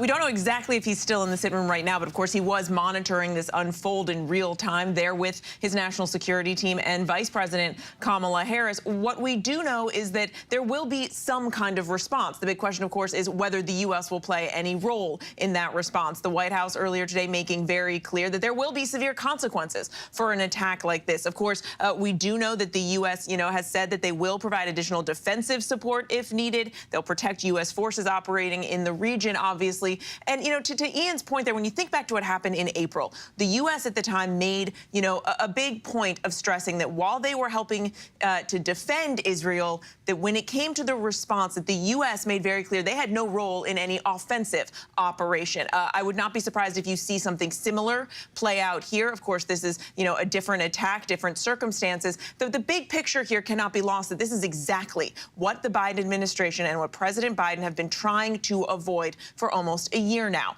This kind of escalation and turmoil in the region, this fear of a wider war, which is now very much upon us. But how does the president, you know, assist Israel, back up our ally, while also not getting the U.S. dragged further into this, especially not, you know, let's be honest, with an election now just around the corner here in the U.S.? Yeah, it's the timing of all of this is quite adds quite a twist, Mary, for sure. Let's take it to our senior investigative correspondent, Aaron Katursky, there in New York.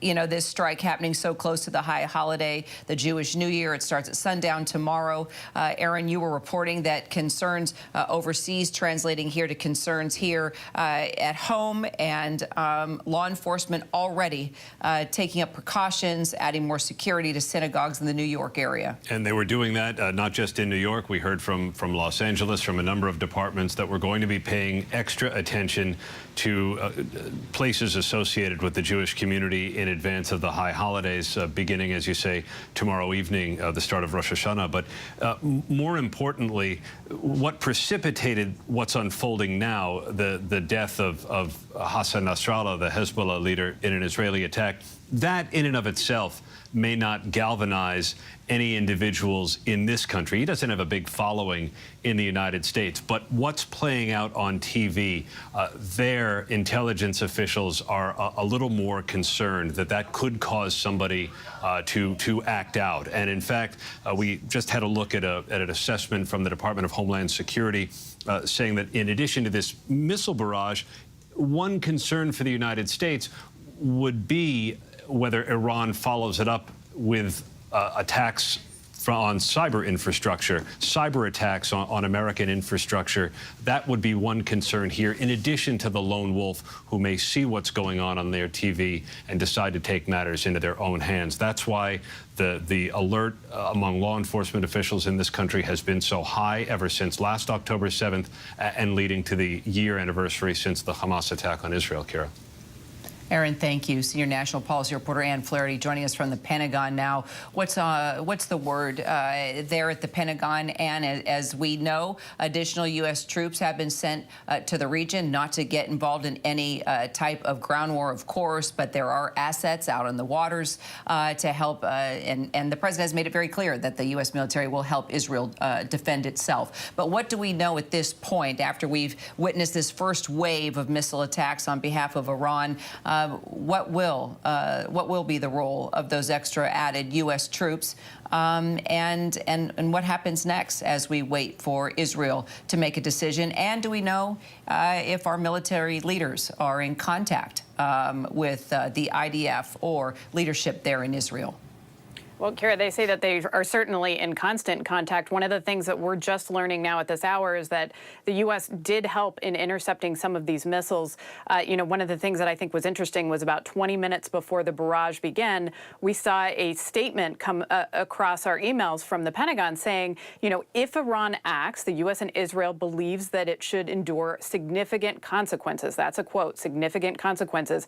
And then, of course, by the time it was in our email inboxes, we were already seeing the attack play out. So now, of course, the question is, what will the U.S. role be, if any, in responding to this attack? The U.S. saying that top of mind for them in this building, the Pentagon officials say, are the 40,000 U.S. troops that are in that region. We have a lot of troops stationed on ships, Iraq and Syria, and in drone bases, all of them, they are very nervous that these service members might be caught in the crosshairs. They, of course, want to also defend Israel and Israel's right to defend itself. They say that that is a very clear message. But we're going to be hearing from the Pentagon later today. And, of course, I think one of the top questions will be, what role will the U.S. play in any kind of retaliation from Israel? Okay. And so can you guys tell me where we're going next? Okay, great. All right, Ann Flaherty, thank you so much. Of course, we've got a lot of moving parts here with all our correspondents overseas and here back at home, from the Pentagon to the White House to what we've been monitoring here over in Israel. We are getting more pictures in, it looks like, as we have been talking about Iran's first wave of a two-wave attack, that country says, on Israel, a retaliatory attack, as we have seen a number of Hamas leaders and even the head of Hezbollah, Hassan Nasrallah, killed in an Israeli airstrike on Friday. All of this unfolding within the past year, since October 7th, when Hamas attacked Israel. We have watched these Iranian proxies targeted by Israel, now Iran, responding with these missile attacks today. They say it will be two waves of missile attacks. Israel now in a wait-and-see mode to see what that second wave will look like. And we're in a wait-and-see mode, too, to see exactly what Israel will do next. A lot of politics are playing in here as well. And we've seen leaders here in the U.S. weighing in on what is happening in the Middle East. My next guest is a senior advisor for the Trump campaign, Danielle Alvarez. Danielle, thank you for joining us. We've had, as you've seen, within the past almost 2 hours, the breaking news of Iran launching that barrage of missiles at Israel. Former President Trump did release a statement that I see saying that if I win, there will be peace in the world. He hasn't exactly outlined his strategy for dealing with the crisis in the Middle East right now. So please tell us, if Trump were indeed to win the presidency, what exactly does he plan to do about what we're witnessing right now in the Middle East? Well, the thing that I can say with certainty is that this never would have happened if President Donald Trump was in the White House. I mean, there was peace. He had signed historic Abraham Accords and brought historic peace to the Middle East. And this truly is weakness from Kamala Harris and Joe Biden, who have emboldened Iran. It's absolutely devastating to see. I pray for everyone in Israel right now, and certainly all of the correspondents that ABC has covering as we see this unfold. It's absolutely tragic, and it's something that the president is going to address. He is in Wisconsin right now. I just got off the phone on the tarmac, and it's something that he is going to address at the top of his remarks at his event in Wisconsin. And of course, we'll follow that, Danielle. But I do want to ask you, as his surrogate, if he were president right now, what would he do? Again, it just never would have happened. He's someone who can bring everyone to have a seat at the table and can deliver peace that way, and certainly peace through strength. He is someone, again, who delivered the historic Abraham Accords and brought peace that nobody thought was possible to the Middle East. And so that strength and leadership is something that we're missing in the White House, and something that we will return to in November. In his statement earlier today, former President Trump also mentioned the war in Ukraine, and Senator Vance has been very outspoken in his opposition to providing funding for Ukraine. He's also floated a plan that would allow Russia to keep the Ukrainian territory that is captured, something Ukrainian President Zelensky calls dangerous. But is that plan part of the solution that former President Trump says he has for ending the war between Ukraine and Russia? Well, as you know, President Trump met with President Zelensky in Trump Tower just recently, and the conversation that they had was very simple. They need to end this war. We need to stop the death, the destruction that is going on. And the promise was that each side would be happy, but I don't want to get ahead of the president in his plans.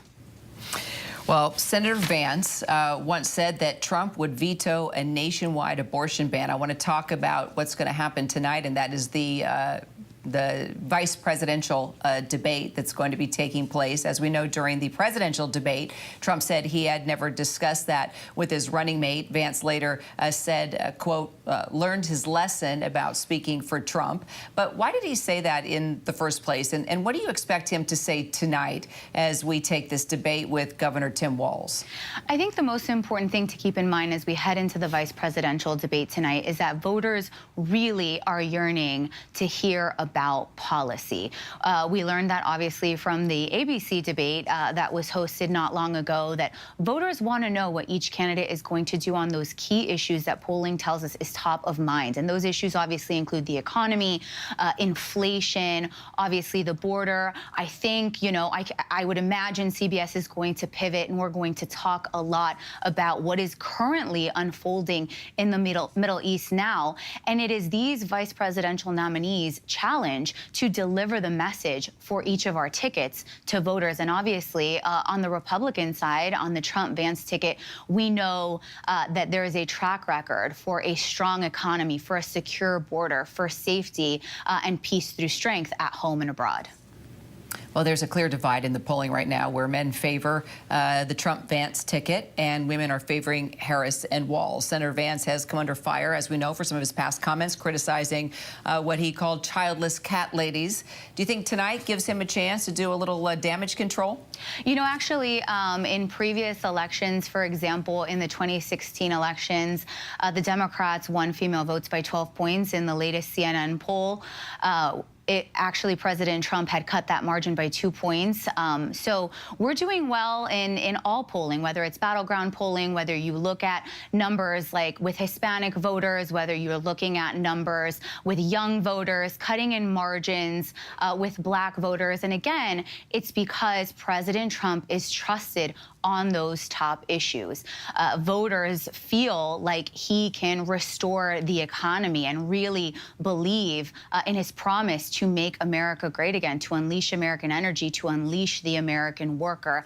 And I think that that should be the main priority because it's what viewers want to see. They want to know what they can expect out of their future. We know that Kamala Harris and Tim Walz have been dodging. We know that President Trump and JD take those tough interviews, do those rallies, do those gaggles. And so I think we're going to see more of that tonight, but I certainly hope for all the viewers watching that CBS has a large responsibility to make sure to focus on those key issues. One more question, Danielle. You know, Senator Vance has also come under fire, as you know, for spreading all those false rumors that Haitian migrants are eating household pets in his home state of Ohio. Ohio's Republican governor said it's not true and asked him to stop. Why did the senator amplify a false story about his own state without even checking out the facts first? I mean, he even reiterated in an interview saying sometimes he just makes stories up to grab people's attention. So Senator Vance was very clear. He had received feedback from his constituents, his priority obviously being the senator from Ohio. He listened and he had heard the 911 calls. Really the crux of the problem, however, is that this small town in Springfield, Ohio, which normally has a population of 60,000, had 20,000 Haitian immigrants dropped on the town. It has overwhelmed resources, whether it's school, whether it's healthcare. So it really is an issue that we're seeing across the nation. I heard anecdotally, similarly, it's happening in towns and in communities in Virginia. I know that it's happening across the country where, because, as DHS has reported, 10 million illegal immigrants, probably that number is larger, probably millions and millions more, have illegally crossed that southern border across the country. Communities are being overwhelmed, whether it's with illegal immigrants, rising migrant crime, with fentanyl pouring in. I mean, it's absolutely devastating. It's something that our country cannot sustain, and it's something that we know in polling that Americans support President Trump's plan to secure the border. Look forward to the vice presidential debate tonight. Thank you so much. Of course, we'll have full team coverage of that between Governor Tim Walz and Senator J.D. Vance. It starts at tonight, 8 p.m. Eastern, right here on ABC News Live. We'll be right back.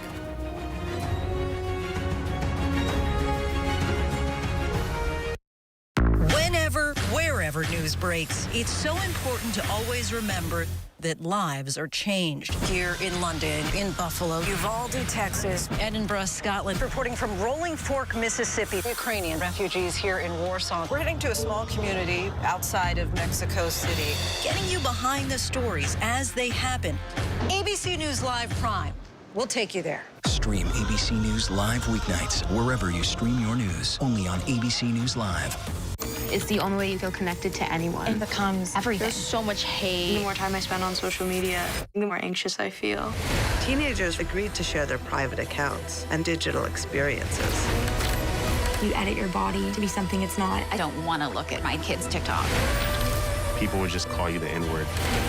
It's up to us to figure out how we can still be people.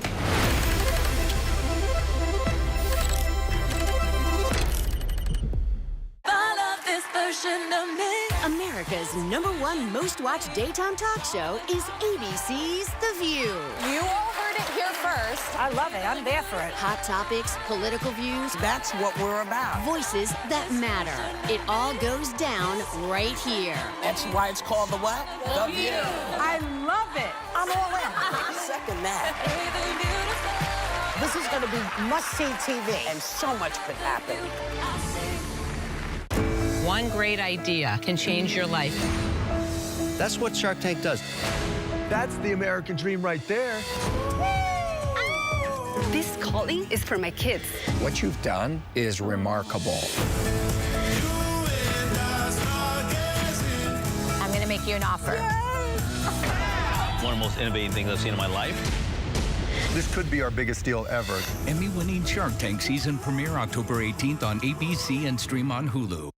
Why do so many people start their day here? From ABC News, this is Start Here. To be in the know and get a different take on the day's top stories. A lot of news today, so let's get into it. Listen now to the Daily News Podcast honored with 4 Edward R. Murrow Awards and see why the New York Times calls it a news podcast worth listening to. Start Here, ABC News. Make it your daily first listen. Now, that's a part of the story I bet you didn't see coming. Wherever you get your podcasts, Start Here. Glad you're streaming with us. We do have breaking news that we're continuing to cover. Iran launching a barrage of missiles at Israel. Hello, everyone. I'm Kira Phillips. Air raid sirens blaring across Tel Aviv as the rockets lit up the night sky. Senior administration official telling ABC that Israel is expecting a total of 240 to 250 missiles from Iran. The missiles are expected to come in 2 waves, hitting multiple targets within Israel. Israel making it very clear there will be consequences, and it does have a plan. It's a plan that we are waiting on this hour. The White House saying that President Biden and Vice President Harris have been monitoring the attack from the Situation Room. The president has directed the U.S. military to aid Israel's defense against Iran's attacks, and also apparently American forces have now intercepted some of those Iranian missiles. The IDF says it appears that the rockets have stopped flying for now, and it is telling people that they can leave their protected spaces. Israeli police also say that 6 people were killed in another incident, a terror shooting, they say. It happened in Tel Aviv. It was all happening at the same time. We do have team coverage. We want to start with Inez de la Cuetera there in Tel Aviv, where, Inez, it has calmed down quite a bit. We saw cars back out on the road, folks coming out from the shelters. However, Israel's still in a wait-and-see mode, expecting another wave of attacks from Iran. And then, of course, the big question remains, what exactly is Israel going to do about it? That's right, Kira. Yeah, so we have been given the all clear for now. The IDF spokesman Daniel Hagari is saying they don't believe there is any new threat at this time. So residents have been told they can leave their shelters. But really a remarkable night this evening, a frankly scary night. Over 180 missiles fired from Iran at Israel. People were told to take cover. We here in Tel Aviv had to go to the shelter. There are shelters on every floor. We heard those loud booms, those interceptions, the Iron Dome intercepting those missiles. We know that there were sites in central Israel that were targeted as well. We understand that Israeli military sites were targeted. And in Jerusalem, our colleagues in Jerusalem were also reporting interceptions there. So we know the U.S. did participate in those interceptions, as it did, last time around when there was another big attack from Iran back in April. Over 99% of those, hundreds of missiles that had been fired at Israel were intercepted then. We're still waiting to hear just how many may have been intercepted this time around. But like you say, the big question is what happens next. Israel has vowed to retaliate. They say they do have a plan and will respond at the time and place of their choosing. All right, let's take.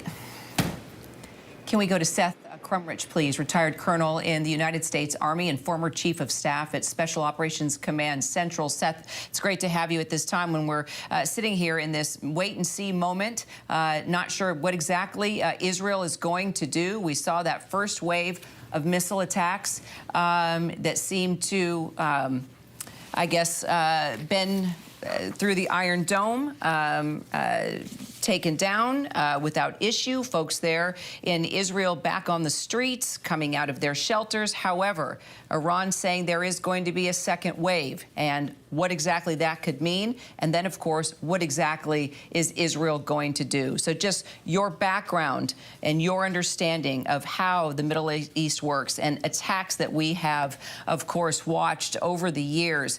How do you see this playing out? What do you think it has come to, and what is Israel going to do? Absolutely. It's the million-dollar question. It really boils down to three things from my experience. The first is what was targeted, how effective were the strikes, and then what weapons were used. And this is really critical because if it was truly all ballistic missiles, which only take 12 minutes to get from Iran to Israel, then that is a much different message than when they send drones, which are slower than easier to intercept. And the so what is this, and you just hit it. It's based on really history. For the last 20 years, there's been proportionality between Israel and Iran when it comes to strike versus counterstrike. And they've always maintained this proportionality. But the big change over the last, say, 8 months to a year, of course, has been this proportionality escalation. And the real question to me is this. Does Israel maintain its clear focus on putting their citizens back into northern Israel and doing operations in southern Lebanon to remove the threat? Or are they going to be forced to do those operations and deal directly with Iran? So when we say wait and see, this is really what we're looking for right now. So apparently the IDF is taking responsibility now for killing the commander of the unit for the transfer of weapons from Iran and its affiliates to Hezbollah and Lebanon. This just came out moments ago in a statement. Your thoughts? Yeah, absolutely. They have an exquisite intelligence apparatus because it's not just the weapons, it's got to be your ability to target. And they're disrupting and destroying and degrading key commanders, which really weakens the command and control of Iran and its proxies. And Iran has this growing list now that they say, hey, look, we're going to do payback. Whether it's Hania, whether it's Nasrallah, or this latest strike, this list of degraded or killed commanders, Iran has to do something, but there's risk for Iran. If all their missiles are shot down and they look completely incompetent in their response, that is going to blow back on them because there's two audiences. There's the international community in Israel, and there's the Iranian street where they have to look strong because there is a homegrown threat there that they have to address. I mean, if you just look at all the leadership that's been taken out within the past year, ever since Hamas attacked Israel back on October 7th, I mean, commanders within Hamas, political leaders, and then you see all the attacks. I'm just looking at all the various dates, Seth, and then on September 17th, the pager and walkie-talkie explosions that killed Hezbollah leaders there in Lebanon, and then everything culminating to September 27th, where Israel worked slow and diligently with those bunker buster bombs, taking out Hezbollah's main commander, Hassan Nasrallah.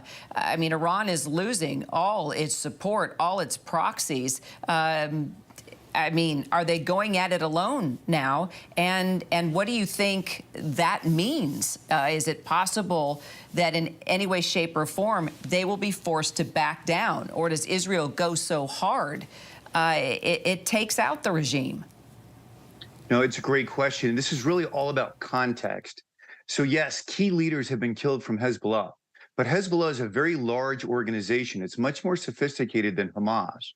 So there's some intel analysts will tell you that there's over 150,000 fighters sitting in southern Lebanon that can be mobilized against any attack that comes in.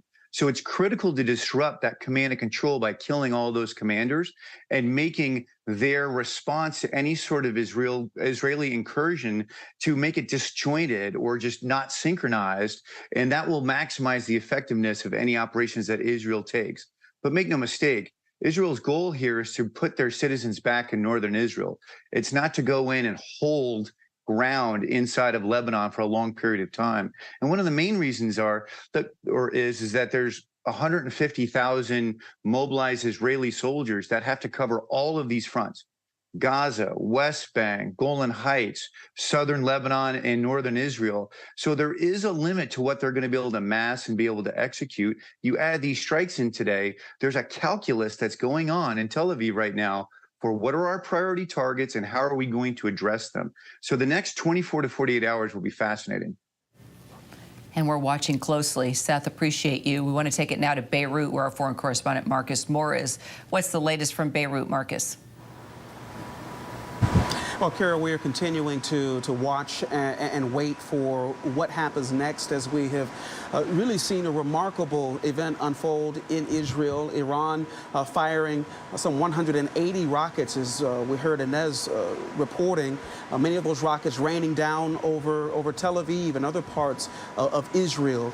Iran, for its part, has said that this was in response to the assassination of Ismail Haniyeh, as well as the assassination of other top leaders, including Hezbollah's Hassan Nasrallah, and essentially trying to make the case that that their response was justified and that this was not meant to be an escalation, but a response that they said would be coming, and one that Iran said came after a lot of self-restraint. That was what they used, words they used in the statement that they released tonight. But as you've been talking about with all of our guests and my colleagues, that the question now is what happens and what impact will it have on the millions of innocent people caught in the middle of this. As you know, we're here in Beirut, where we have watched for several days Israel carry out its bombardment, including targeted strikes even today, several of them earlier this evening in the Dahia district of southern Beirut, where they have targeted other key members, they say, of Hezbollah. But we've also seen them carry out strikes outside of that area. And it all speaks to really the volatile nature of the situation and how this is still far from over and no one knows what's going to happen next. And in the midst of that, Kira, you have tens of thousands of people who have been displaced from their homes, many of them who have watched this event unfold tonight, unsure of what they will be doing with their lives in the hours and days ahead. Kira. Yeah, Israel has the upper hand and is in full control at this moment, but all the innocent bystanders, whether it's in Beirut or Tel Aviv or Jerusalem, they don't have a choice in the matter. Let's take it to our political contributor, Asma Khalid. Now, Asma, you know, President Biden has been pushing for a ceasefire. He has been wanting a peaceful end to all of this. I think Prime Minister Benjamin Netanyahu has made it pretty clear that's off the table, and he's going to do things his way. That's right. You know, I think throughout this conflict, particularly in the last several months, as you saw President Biden articulate sort of a very clear outline for a ceasefire, the ceasefire plan you mentioned. You know, I remember I was there at the White House. This was announced at the end of May, and many months went forward, and we heard from White House officials that it looked like it was going to be near the end. You'd often hear that Hamas wasn't really on board with this ceasefire, but also sources have told me that there were moments where Netanyahu also changed the parameters of what he wanted there. And I think the really big challenge has been, as one Middle East source told me, you as the negotiating party cannot want this ceasefire more than the parties on the ground involved. And that's where I think the struggle has been for Biden. This White House has wanted an end to the conflict, but it's not clear that the parties involved wanted it as much as Biden. Asma, thank you. Jay O'Brien's at the White House for us today. So I guess two questions for you, Jay, as we're getting a number of leaders from the Hill weighing in on what's happening overseas. We do know that the president was in the sit room, the vice president right next to him, monitoring what was happening as Iran was launching those missiles. Do we know what exactly he is doing now? And is he also in a wait-and-see mode, waiting to see what Israel is going to do? Or do you think he'll get a heads up from Benjamin Netanyahu as to what may happen next? Well, a number of different things to unpack in that. Firstly, I can tell you that when the president and the vice president were in the Situation Room, it was largely, White House officials say, to coordinate the defensive response. The U.S. participated in trying to shoot down some of these missiles and succeeding in shooting down some of these missiles. Exactly how many the Israelis were able to intercept versus the U.S. and potentially other allies shooting down is very much unclear. But we know that that was what the president and the vice president were monitoring there. The defensive ability by U.S. military assets to shoot down some of these missiles in participation, of course, in defending their Israeli partners. We also know that senior White House officials telegraphed that there would be, quote, severe consequences for Iran if there was a direct strike of this nature at Israel. Exactly what severe consequences look like is still very much unclear. As you said, the White House is somewhat in a wait-and-see pattern. They are obviously in close touch with Israel because they were participating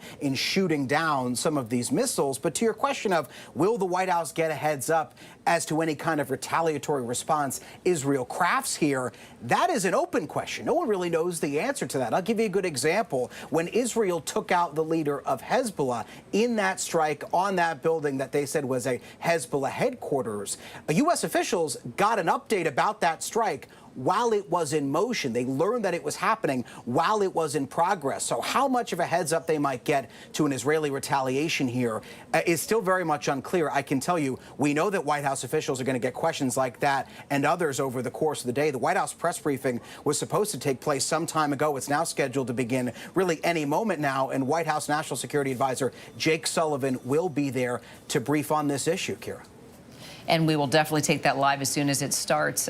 Jay, let me ask you a question as we are seeing some leaders start to weigh in, of course, on social media, Lindsey Graham in particular, really trying to urge the president, our president, to strike oil refineries in Iran, and to hope that that is the next move that Israel makes as it's kind of laying out and examining its options here.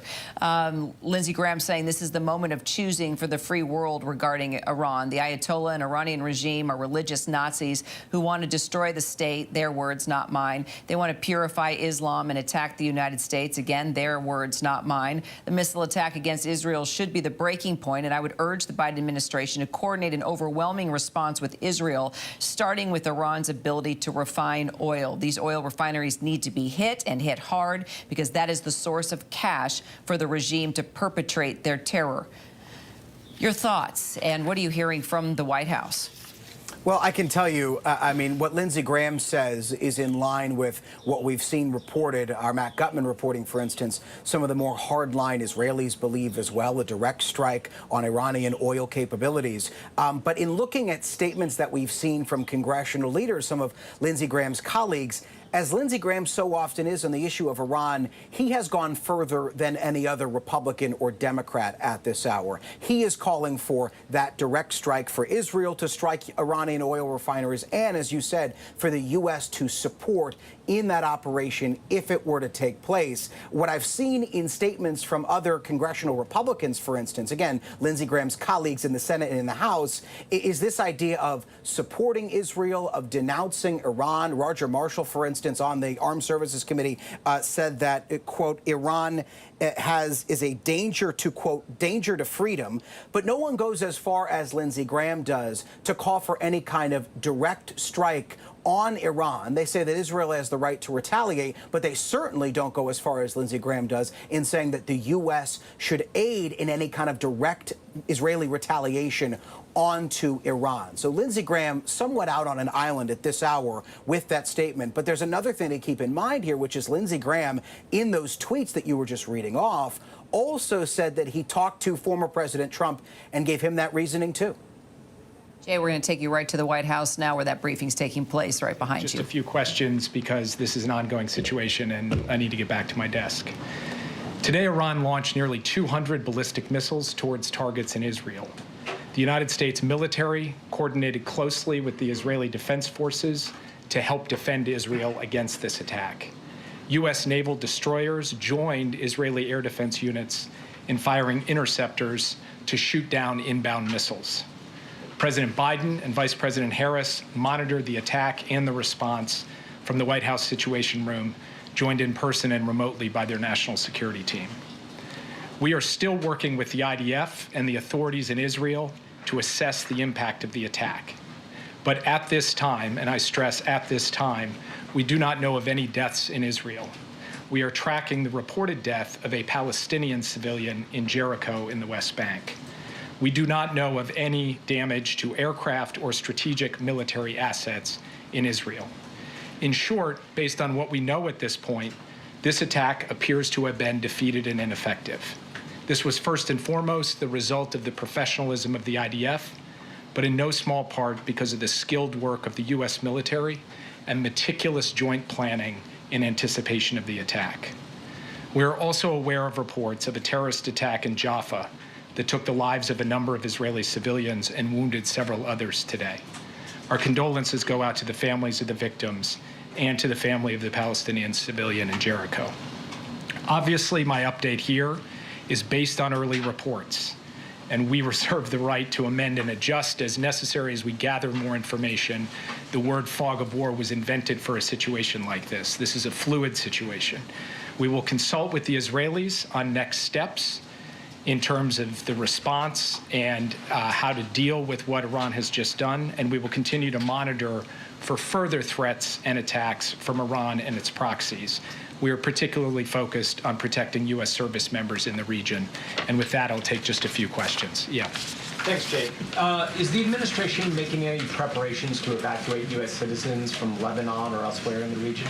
We have been very clear for some time now that U.S. citizens should avail themselves of commercial means to depart Lebanon, given everything that's going on.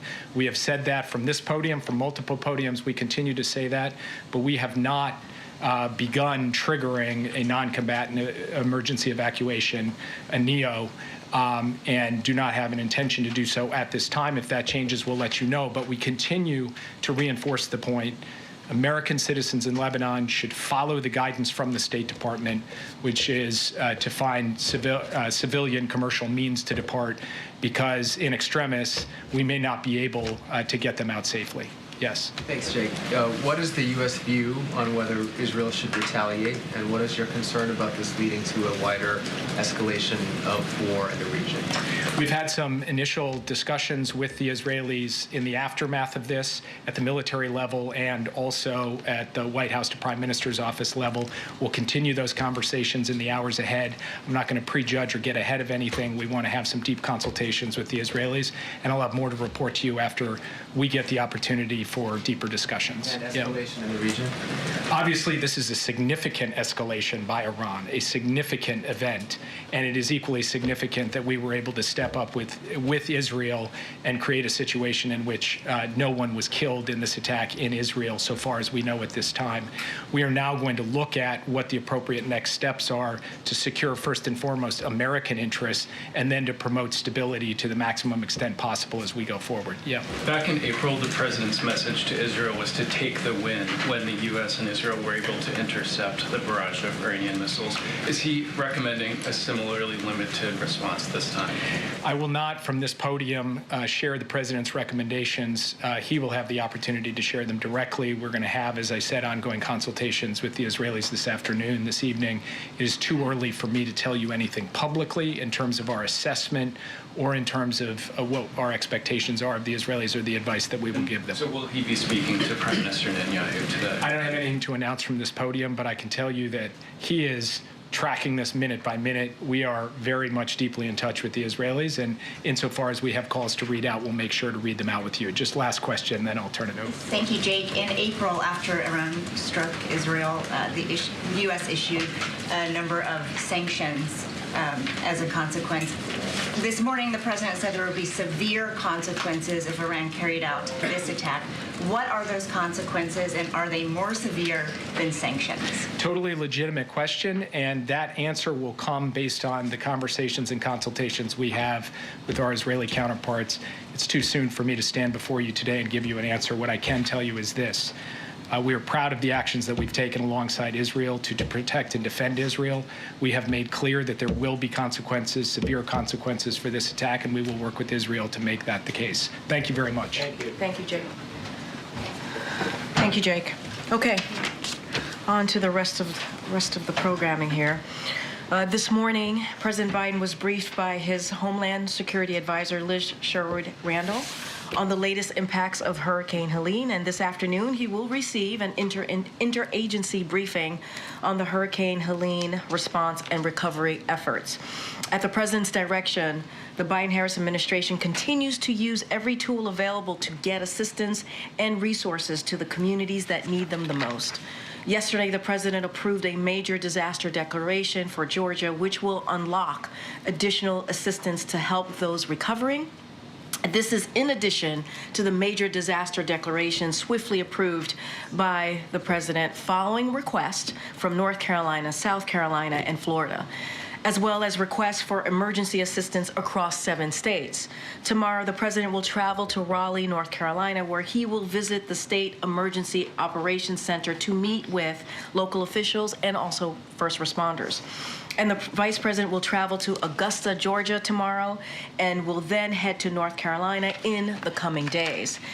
As of today, thousands of personnel from across the federal workforce are deployed and supporting state-led Hurricane Helene response efforts across. We've been following the White House briefing, Karine Jean-Pierre, there, just updating all the resources and support going into those impacted by Hurricane Helene. But just before that, we heard from National Security Advisor Jake Sullivan giving us really the first live brief from the White House since Iran attacked Israel earlier today.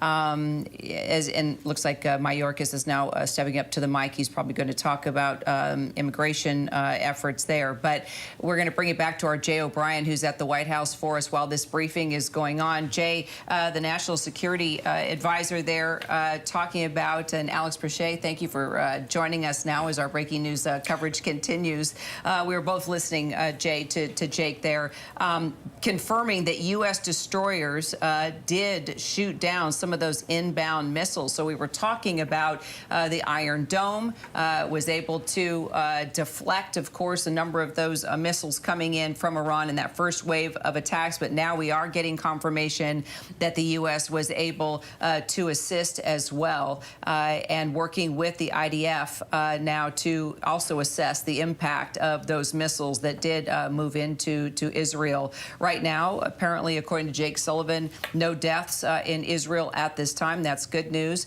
The attack appears to be defeated and ineffective, Jake Sullivan said, right, Alex? And also you're learning some more information with regard to the Air Force, yes? Well, so that's right. Our global affairs team has been working on this, and an IDF official told reporters that continuing on into Tuesday night, the Israeli Air Force is going to continue conducting powerful strikes all over the Middle East. And so, again, you know, the big question was, you know, how is this going to ramp up what's already a heightened, intense situation there? What was going to be the response there?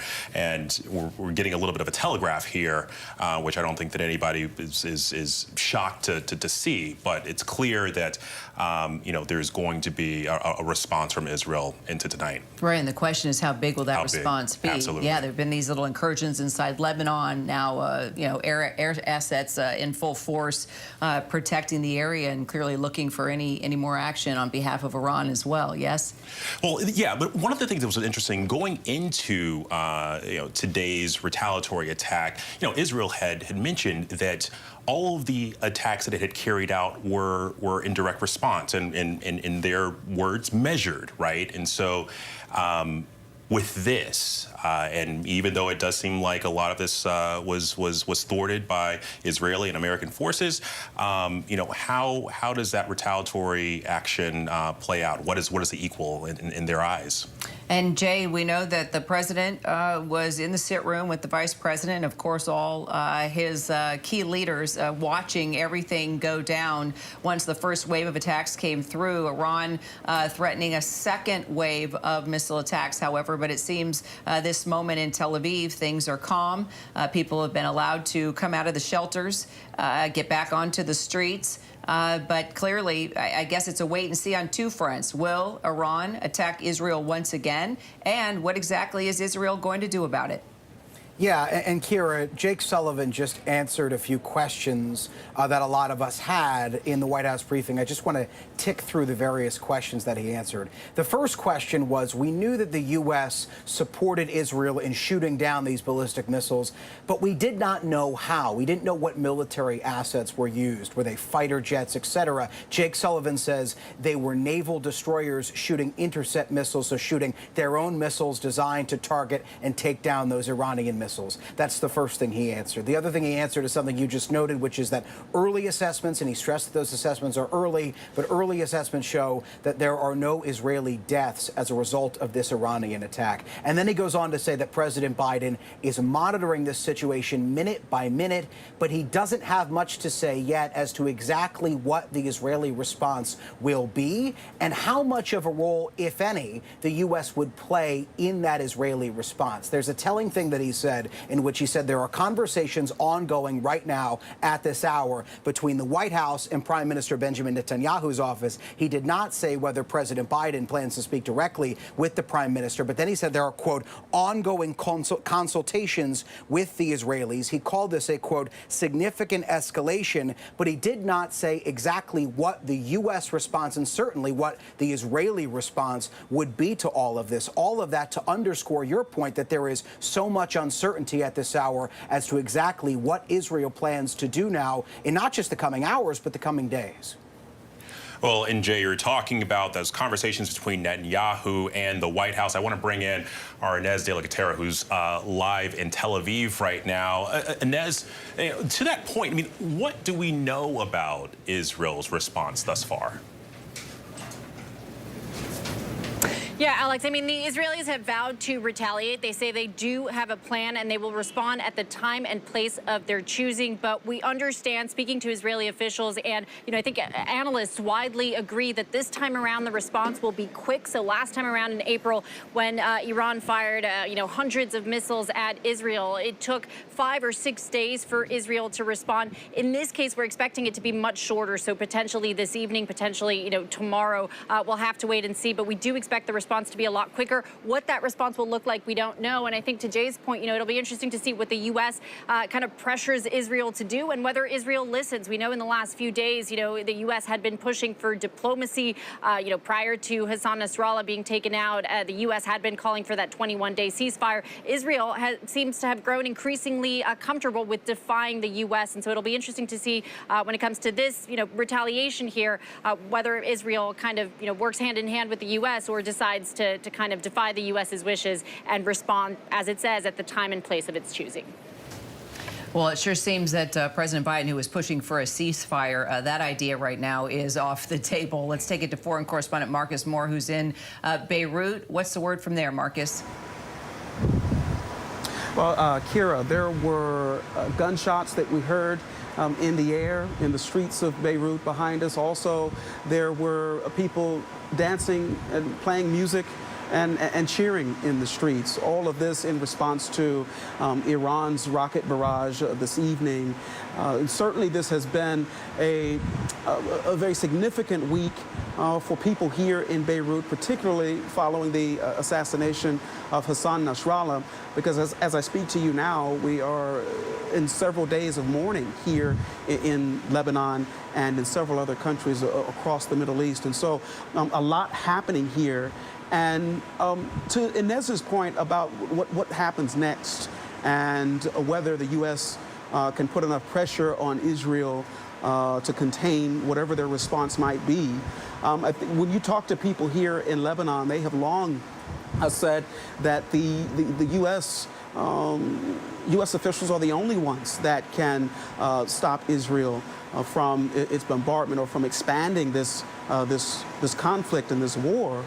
And that really is the sentiment. But at the same time, people will say, the U.S. is talking about the need for diplomacy, but at the same time, supplying Israel with weapons, and as we saw tonight, helping to defend Israel from Iran's rocket barrage. And so there really is a large part of the population here that doesn't have a lot of faith in what the U.S. officials say as it relates to a ceasefire or any potential ceasefire or anything that would put pressure on Israel. And again, that's the feeling of a lot of people here. And as I tell you that, and Kira, as you well know, in the midst of all of this, the military actions that we've seen, the talks of diplomacy, there are everyday people who are literally suffering as a result of what we've been watching unfold here, not only here in Lebanon, but also in northern Israel.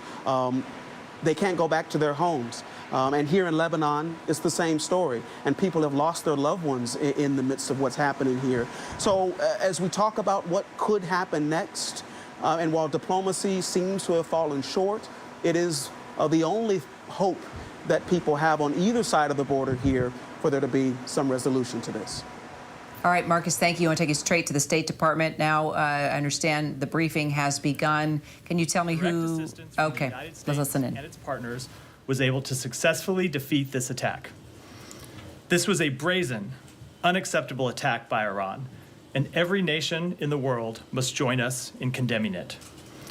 Secretary Blinken joined President Biden, Vice President Harris, and other members of the President's National Security Team in monitoring this attack as it was unfolding, as well as our response. As the President has made clear, our support for Israel's security is ironclad. We will continue to stand with the people of Israel at this critical moment. With that, Matt. Thanks, Matt. So I think this probably goes without saying, but just to make sure we get on the record. So in terms of what happened in Israel, there no damage to any U.S. facilities, no injuries, no nothing. At this time, we are not aware of any damage to U.S. facilities. As you know, we issued an order earlier today for our personnel, State Department personnel in Israel to shelter at their homes. We have full accountability for all our personnel. We're not aware of any civilian casualties inside Israel, let alone an American citizen casualty. There is one report of a Palestinian who died in the West Bank, but no damage to any U.S. facility either. And then both you and the National Security Advisor just a few minutes ago talked about this being a brazen and unacceptable escalation. But does the administration see anything that Israel has done over the course of the last 3 weeks as escalatory? So certainly they have done things to expand the conflict. But if you look at the actions that they have taken, they were bringing terrorists to justice, terrorists who have launched attacks on Israeli civilians. If you look at what Iran did today, we have been warning for some time about the threat posed by Iran arming and funding terrorist groups across the Middle East, and the attack today just demonstrated the danger of those actions. What you saw was Iran launching a state-on-state attack to protect and defend the terrorist groups that it has built, nurtured, and that it controls. So there is a difference between the actions that we have seen Israel take to defend its civilians and what we've seen Iran take. I'm not trying to suggest that they are equivalent. I just wanted to make sure that you didn't see. No, we have certainly seen we've certainly seen Israel expand the nature of its attacks against Hezbollah, but it is a very different type of attack than what we saw today from a state actor against another state. Okay, and then last one, and this has to do with Lebanon and the northern front. The situation there is, unstable and uncertain. I know that you guys have been asking Americans who might want information about assistance and possibly leaving to sign up on a form. Can you give us an update on the numbers of those and whether or not you're planning to I don't know, to do anything in the way of either U.S. government capabilities or charter flights or ferries? Sure. So you're right. As we often do in these situations, we have directed U.S. citizens who are in Lebanon to register with the State Department for information, and especially for information with how to depart Lebanon, and we're providing them whatever information we can. We have had, as of today, around 6,000 American citizens in Lebanon who have registered with us for further information. Should be clear, Not all of those American citizens are seeking assistance with departing. People are just looking for information. They're looking for options. There are a number of American citizens who live in Lebanon who have lived there for years and do not want to depart the country. So in terms of the status on the ground, the airport is still open. Commercial flights are operating, although they are available at times at reduced capacity. We are working right now with airlines to provide additional flights with more seats for American citizens. It's something that we hope to turn on in the next few days, and we will be in touch with American citizens if and when we're able to expand that capability. How do you ensure that there are going to be seats reserved for Americans? Now, we're working with, I can't get into the details, but we're working with commercial carriers to ensure that capability. And when we have further information and we've locked this down, it's something we'll communicate directly with American citizens who've asked for information, and then I'll be happy to come and talk about it here at the briefing room. Thanks. Yeah, Jim. So given that the Secretary and the National Security Advisor just said that this attack by Iran is sort of definitively escalatory in nature, I know that you've been telling us, the Secretary even told us that for months you've been encouraging the Israelis not to respond to attacks and provocations in such a way that escalates anything further. Is the Secretary going to continue to offer that same advice to the Israelis now in the wake of these missile strikes? I'll say a couple things about that. First, of course, Israel has the right to defend itself, as any nation. Okay, we were listening to a State Department briefing from Matt Miller. Top points there. They're not aware of any damage to any U.S. facilities, no U.S. fatalities in the region. Also, Secretary of State Anthony Blinken earlier today said that Israel effectively defeated this attack. Now I want to take you over to a Department of Defense briefing that's happening right now. Let's listen into Patrick Ryder. In the face of threats from Iran and Iran-backed terrorist organizations, we'll provide a readout of that call as soon as possible. To be crystal clear, as Secretary Austin has said, should Iran, its partners, or its proxies use this moment to target American personnel or interests in the region, the United States will take every necessary measure to defend our people. And separately, I do have an update to provide on DoD support to Hurricane Helene response efforts, but I'll provide that at the end. With that, I'm happy to take your questions. We'll start with AP. Tara. Thanks, General Ryder. What Navy destroyers were involved in helping shoot down and intercept? And given this escalation, what's being communicated between Secretary Austin and Minister Gallant right now in terms of tampering things down and potentially avoiding a wider war? So the two Navy destroyers involved were the USS Bulkley and the USS Cole. In terms of the conversations between Secretary Austin and Minister Gallant, I won't get into the private discussions other than to say we are consulting closely with them on next steps and the continued defense of Israel. And then, are there any plans underway to conduct a NEO given the increased risk of a wider war? Right now, there has been no order to evacuate. As you've heard us say before, we are a planning organization, so we, of course, plan for all contingencies. But as of right now, State Department has not called for an evacuation. Jennifer. Should we assume that the SM-3s were used by the Cole and the Bulkley to shoot down or to intercept the missiles? I'm not going to get into the specific type of ordnance, Jennifer, other than to say, again, they fired a dozen interceptors. And Iran said that they gave a heads up to the U.S. and to Russia. How much warning were you given by Iran? Yeah, I'm not aware of any pre-warning by Iran about their potential attack. As you know, this is something we've been following very closely for a while, based on the threats of retaliation by Iran. And so we've been closely consulting with Israel for a while now to be prepared in the eventuality. And as today demonstrated, we were prepared and we were able to successfully work alongside Israel to defend them from this attack.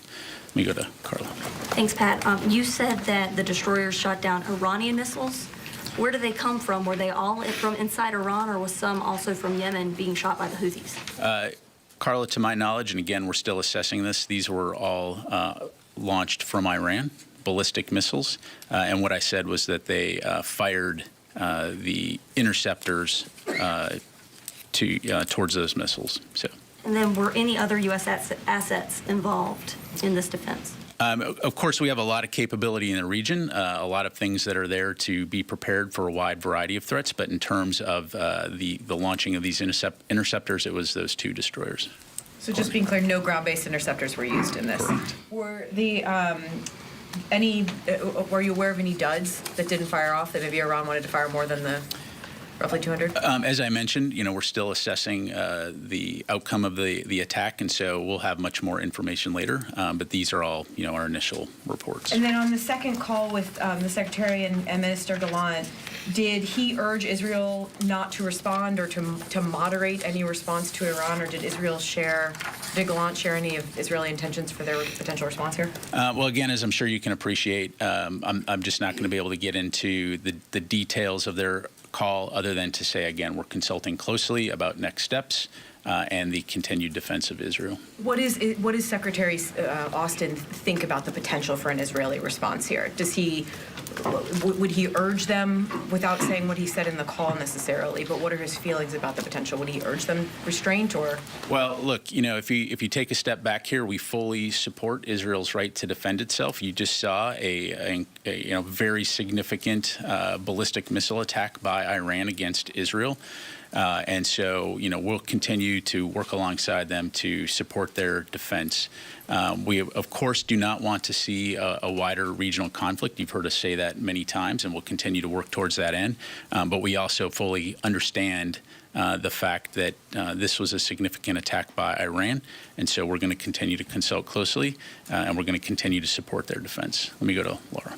Thank you. Just a couple of clarifications. Did you say that the U.S. destroyers had intercepted or shot down the missiles, or just that they fired? I said that they fired approximately 12 interceptors against the incoming Iranian missiles. Okay. And were there any U.S. aircraft that shot interceptors at Iranian missiles? What I've read out is what participated in the defense of Israel. Okay. And then, just one more. Can you say if there were any drones or cruise missiles that were involved in the Iranian Again, attack? still assessing it right now. It appears it was ballistic missiles, no drones, but again, we'll continue to assess. Let me go to Joseph, and then we'll come here. Thank you. Just wanted to turn to the Israeli invasion in Lebanon. For the past couple months, the department and the secretary have called for de-escalation. You guys have voiced your opposition to any ground incursion, invasions, limited operations.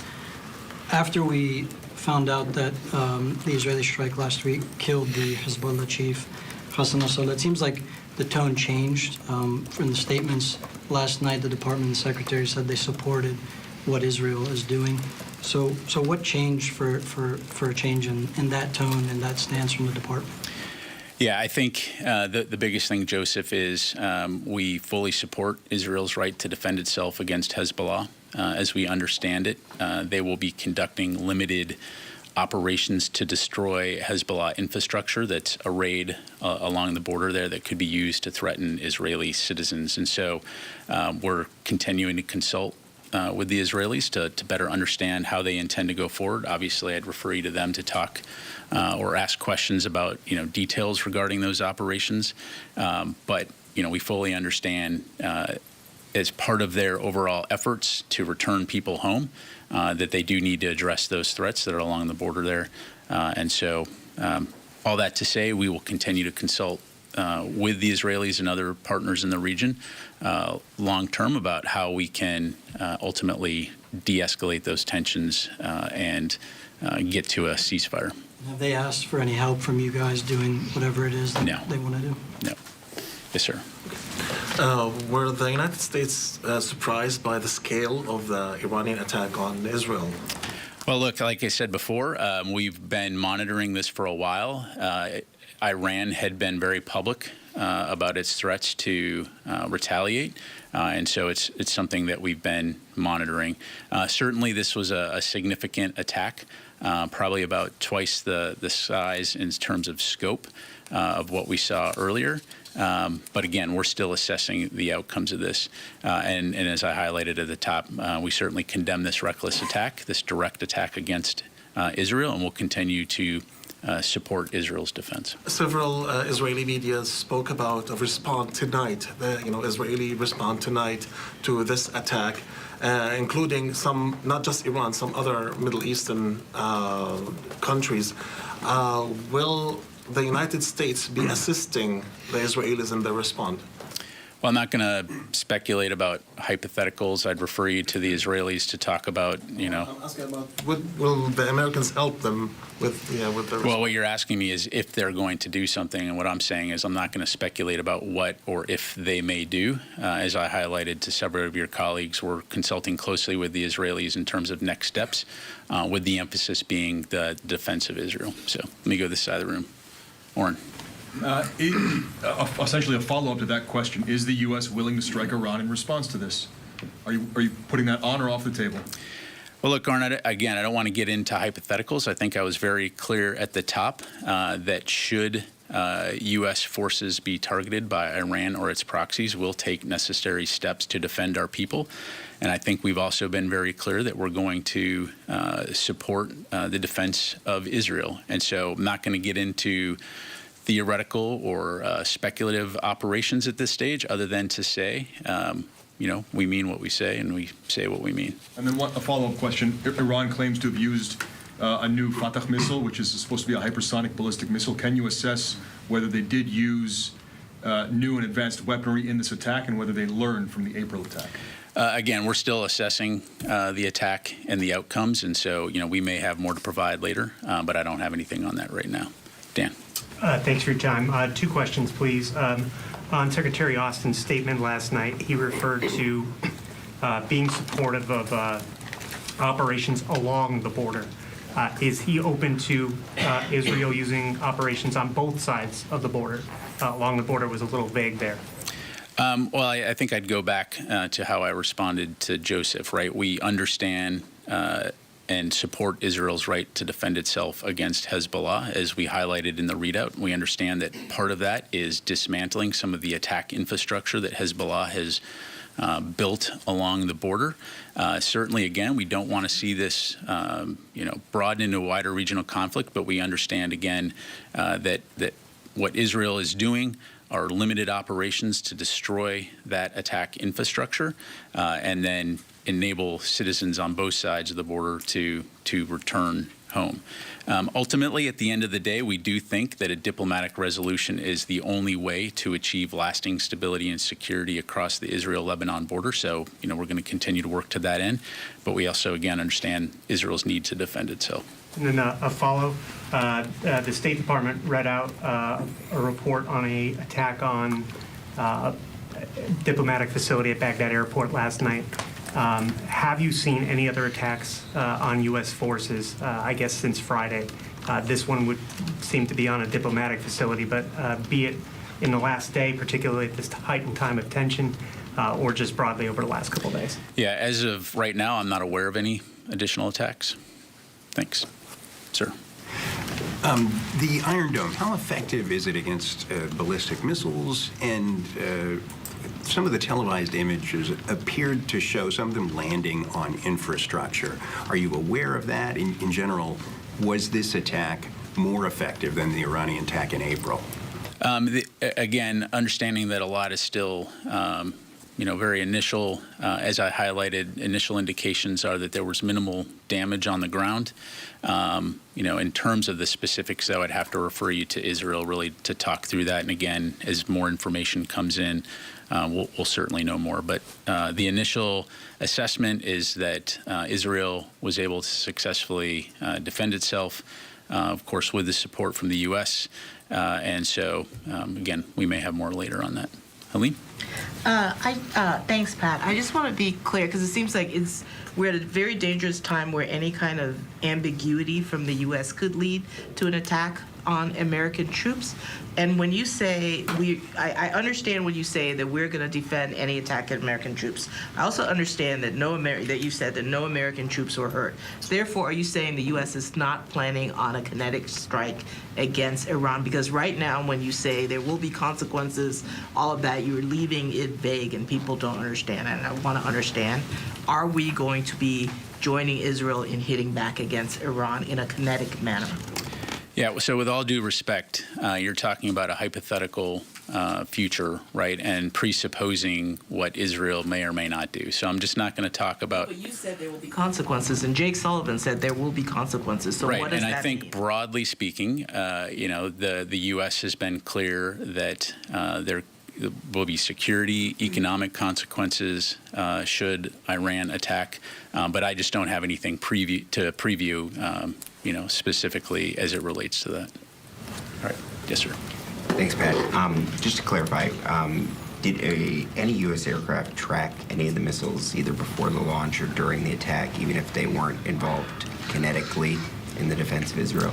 So I won't go into specifics, Chris, other than to say, as you well know, we have a wide variety of ISR capabilities throughout the region to monitor and track potential aerial threats, to include aircraft that do that. So I'll just leave it there. Okay. Charlie. Thank you, General. I know you said repeatedly that Iran doesn't telegraph these attacks, yet from early this morning, we were told that an attack would be imminent. So we're getting some sort of information from somewhere. Based on whatever that was based on, where does Iran stand now? Is this just the first salvo? From your assessment, are they positioned to go ahead and pull the trigger again at will? That's really a question for Iran. As evidenced by this attack, they certainly maintain the capability to conduct additional attacks. As I highlighted at the top, we call on them to halt any further attacks, and we'll continue to assess. We'll also continue to be prepared to respond in the defense of Israel should they opt to do another one. We certainly hope that they do not, but we obviously have to be prepared in that eventuality. I just want to clarify, I think you said earlier this is twice the size and scope from the attack of April 13th? Yeah, it's about twice as large in terms of the number of ballistic missiles that they launched from the last. Do you believe it was their intent to actually do damage this time? Well, look, you don't launch that many missiles at a target without the intent of hitting something. So absolutely, just like the last time, their intent is to cause destruction. And so, fortunately, Israel has very significant air defense capabilities, and the U.S., of course, played a role in helping on that front as well. Thank you. Matt? Thanks, Pat. You said there have been no new attacks on U.S. forces in the region, but is the department tracking a greater threat now to U.S. forces, and are you taking any extra measures on top of the recent plus-ups you've done for force protection? Well, Matt, as you know, we're always taking force protection very seriously. We're all very well aware of the heightened tensions in the region, and U.S. Central Command has been, for a long time now, constantly assessing and reassessing the threat to ensure that our forces are protected.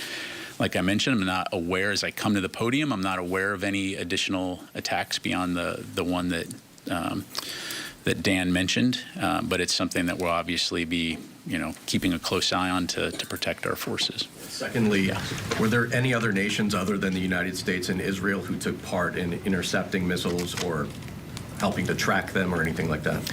Yeah, I don't have anything to provide on that, and obviously I wouldn't speak for other countries from here. Yes, sir. General, I'd like to ask you if you guys talk to the European allies and if you ask for military support in protecting Israel in case of another attack from Israel or the proxies, or is at the moment it's only the U.S.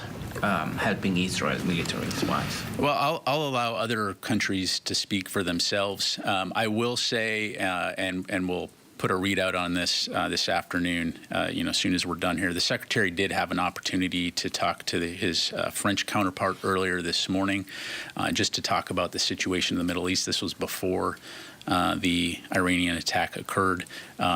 And so, we'll get that out momentarily. Broadly speaking, though, again, in terms of any European coordination or cooperation with Israel, that's really for individual countries to talk to. I won't speak to them. Let me go to the phone real quick before I get in trouble. Task and Purpose, Jeff Shogel. Thank you. I understand that the destroyers fired about a dozen interceptors. Did they hit any of the missiles? If so, how many? Yeah, thanks, Jeff. So again, we're, as you highlight, they fired the interceptors. We're still assessing, again, outcomes of that. So I can't really, I just don't have more information to provide at this time. Okay, let me go to Heather from USNI.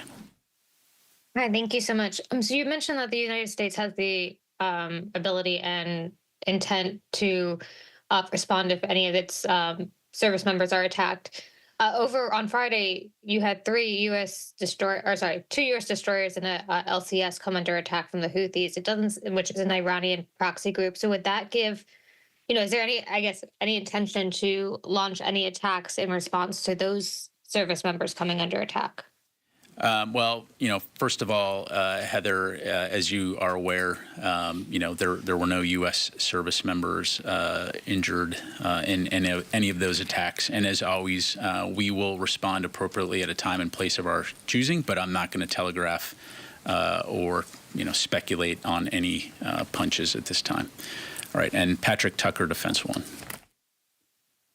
Hey, yeah, thanks for doing this. So on the announcement of 3 additional aircraft squadrons, F-15s, F-16s, A-10s, I presume that they weren't involved in any of the interception activity. Can you talk a little bit about why they're there and what role they might fill now in terms of enhancing security for U.S. forces in the region? Yeah, absolutely. Well, as we've been highlighting for a while, we have a robust amount of capability in the Central Command and U.S. European Command regions. And what those capabilities provide us is versatility in terms of responding to a variety of contingencies. And so, basically having the right tools in the toolkit to be able to respond appropriately to any type of attack or contingency situation. And so, as you well know, Pat, fighter aircraft can perform a variety of missions to include taking down drones, taking down missiles, particular kinds of missiles, as well as providing ISR, electronic warfare, and types of capabilities. So all of this comes together to provide us with options on how best to respond to any type of attack and to protect our forces. Let me come back to the room here. Yes, ma'am. Thank you, General. First, on Iran, after today's attack and the expected response from Israel, is the assessment at the Pentagon still that the situation in the Middle East still under control and we're not in all-out war yet? And the second question on Lebanon, excuse me, what's your understanding to what Israel is calling limited ground operations or incursion? Is it limited by, in time, in scope? How do you see this? Sure. So in terms of your first question, as you know, we've been working very hard from the beginning to prevent a wider regional conflict. Certainly the type of aggressive action that we saw by Iran today makes that more challenging. But that continues to remain our focus and remain our goal is to prevent a wider regional conflict. And so we'll continue to stay laser focused on that. In terms of Israel's operations, again, they're in the best position to answer questions. But our understanding in consulting with them is that, again, these will be limited operations focused on dismantling facilities that Hezbollah has built along the border to stage attacks into Israel. And so, part of those discussions, again, have been focused on making sure that there's an understanding as far as potential mission creep. And so as it relates to the broader tensions in the region. But again, we support their right to defend themselves from Hezbollah attacks. And so we'll continue to consult with them on that. As I mentioned, Wafa, ultimately, we do believe that a diplomatic resolution is the only way to achieve lasting stability and security there. Tim, a few more. Phil.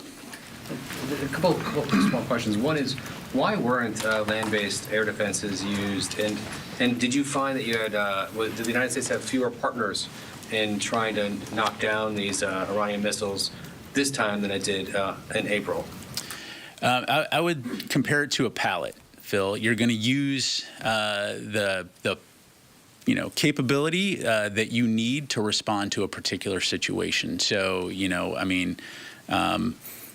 as evidenced by the fact that our forces were able to so quickly support Israel's defense, we have a wide range of capabilities arrayed to be able to respond to whatever those threats may be in the most appropriate way possible.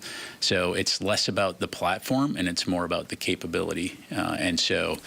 Again, we still maintain a robust capability to be able to respond to any potential future threats as well. And I just want to follow up on what Helene was asking, which was important in the sense, I think you said a red line that if Iran or its forces were to attack U.S. troops, there would be a U.S. response against Iran. At least that's what it sounded like you were saying. Is that correct? What I said is it should be very clear that if Iran or its proxies use this as an opportunity to attack U.S. forces, we will respond appropriately. Yep. Okay. Last question, Nat. Thanks, Pat. I just wanted to clarify a few things that you said. In terms of Iran's capabilities going forward, is it clear from the U.S. side that the imminent risk is over of another attack from Iran? Well, look, it's something we're going to keep an eye on. We certainly hope that there's not another attack, but obviously Iran maintains a capability, and it's just demonstrated that they're willing to use it to directly attack Israel. And so we're going to continue to consult closely with Israel on next steps, and importantly, on the defense of Israel. So, and on Israel's limited incursion, have they provided any sort of a timeline on how long they would stay there? I'd refer you to Israel to talk about that. I don't think it'd be appropriate for me to talk about that. Hey, folks, while there's been an understandable focus today on the Middle East, before we conclude, I would like to provide a quick update on a topic closer to home as DoD continues to work with federal, state, and local officials to support Hurricane Helene response efforts. As of this morning, the department has more than 6,500 service members actively engaged in relief efforts across 6 states. Florida has nearly Press Secretary 3,500. General Patrick Ryder talking about the U.S. involvement in helping Israel in this latest attack from Iran. General Ryder is saying that 2 Navy destroyers were involved in aiding Israel, the Cole and the Valkyrie.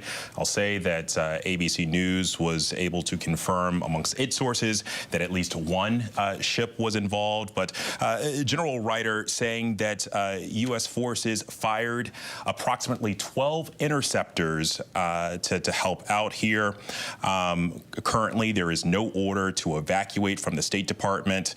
I want to bring in Ann Flaherty for more on this. And Ann, General Ryder, at the end of this press conference, mentioned that they were going to be consulting with Israel on the next steps. Obviously, there's a lot of concern about rising tensions as Israel prepares to retaliate and respond here. But what could these consultations look like? Are we getting a sense yet?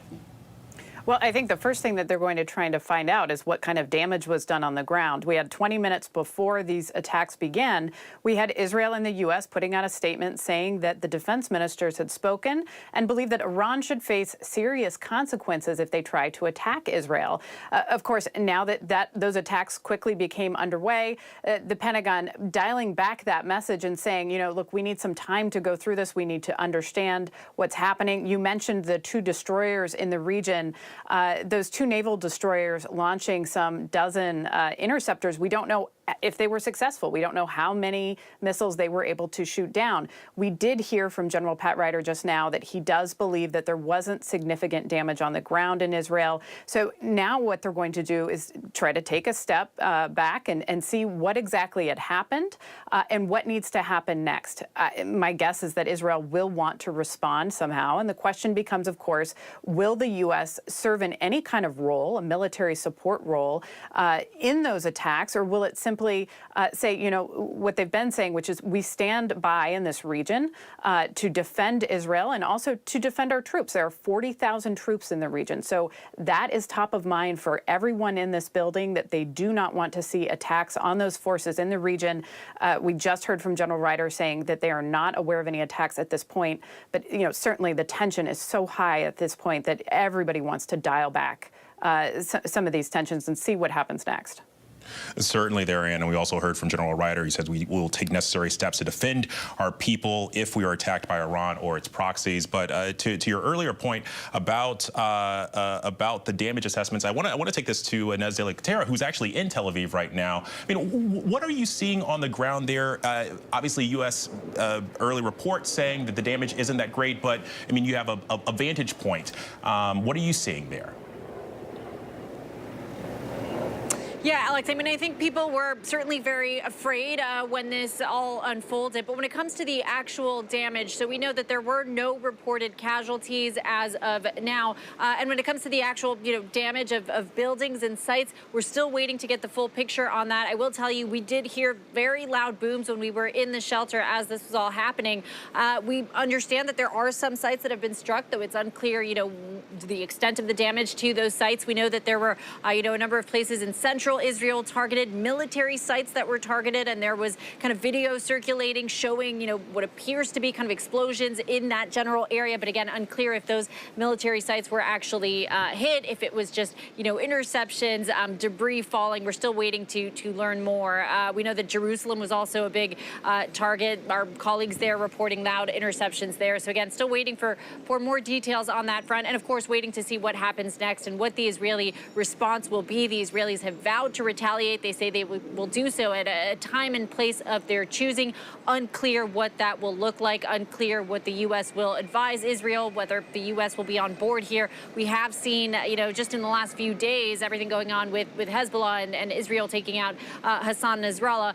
There does seem to be a little bit of daylight there between the U.S. and Israel. The U.S. had been pushing for diplomacy. Israel just went ahead with that strike on Nasrallah as planned. So Israel does appear to be growing, or I should say the Israeli government, the Israeli Prime Minister does appear to be growing increasingly comfortable with defying the U.S. And it'll be interesting to see, you know, as Israel decides how to respond to Iran here, whether, you know, the U.S. and Israel are in lockstep or whether it's another kind of issue that divides the two.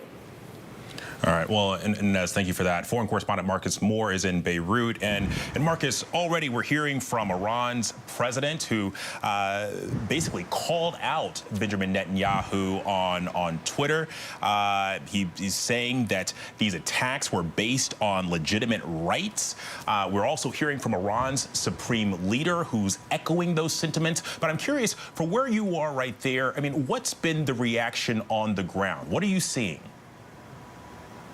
Well, Alex, there was a very quick reaction. We heard the sounds of gunfire in the air, celebratory gunfire, and there have also been scenes in some parts of Beirut of people dancing and playing music in the streets, celebrating the Iranian rocket barrage on Israel. That was the immediate response, and it comes at a time of very high tension here, as you well know.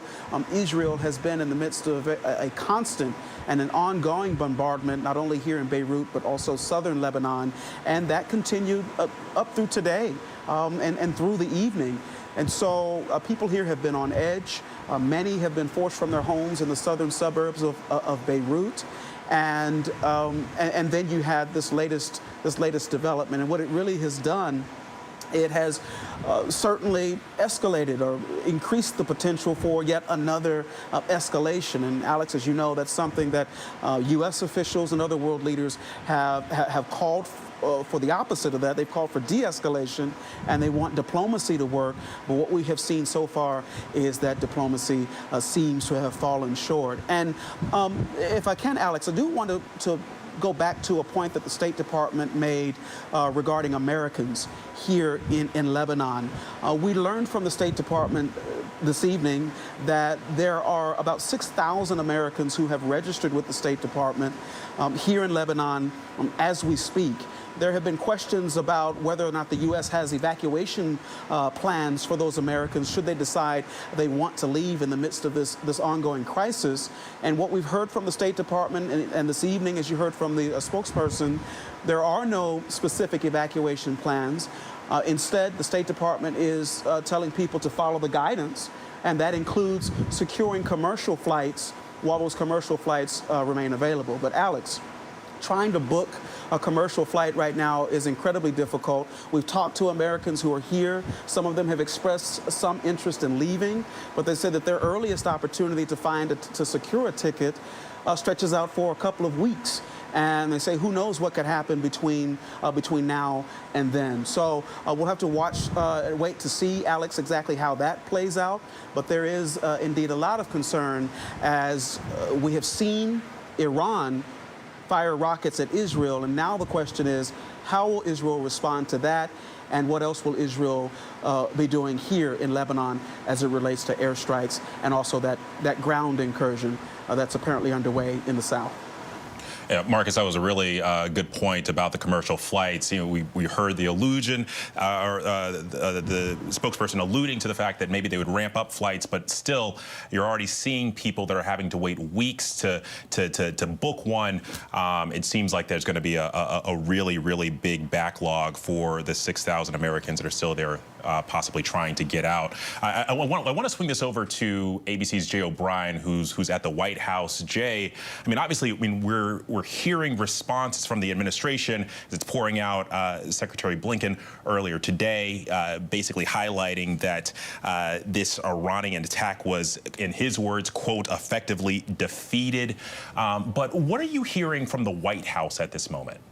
What we've heard from White House officials is twofold. One, they say President Biden is getting minute-to-minute updates on this situation, and he did in the Situation Room while this was transpiring. And the White House is highlighting, as the Pentagon did in that briefing you just heard, that the U.S. assisted the Israelis in shooting down a number of these missiles. It's about a dozen interceptor missiles that were fired from U.S. assets. About 180 missiles were fired overall at Israel. Obviously, Israel has a robust air defense system itself as well, Alex. So the U.S. pointing to the fact that they helped Israel defend themselves as it relates to these missiles, but also on the second part of this, lingering questions that U.S. officials continue to face, as you saw in that briefing, as you saw in Jake Sullivan's briefing, the National Security Advisor, when he spoke to the White House press corps here at the White House just moments ago. White House officials really unable to say at this hour how Israel plans to respond and how Israel plans to retaliate in the aftermath of this strike,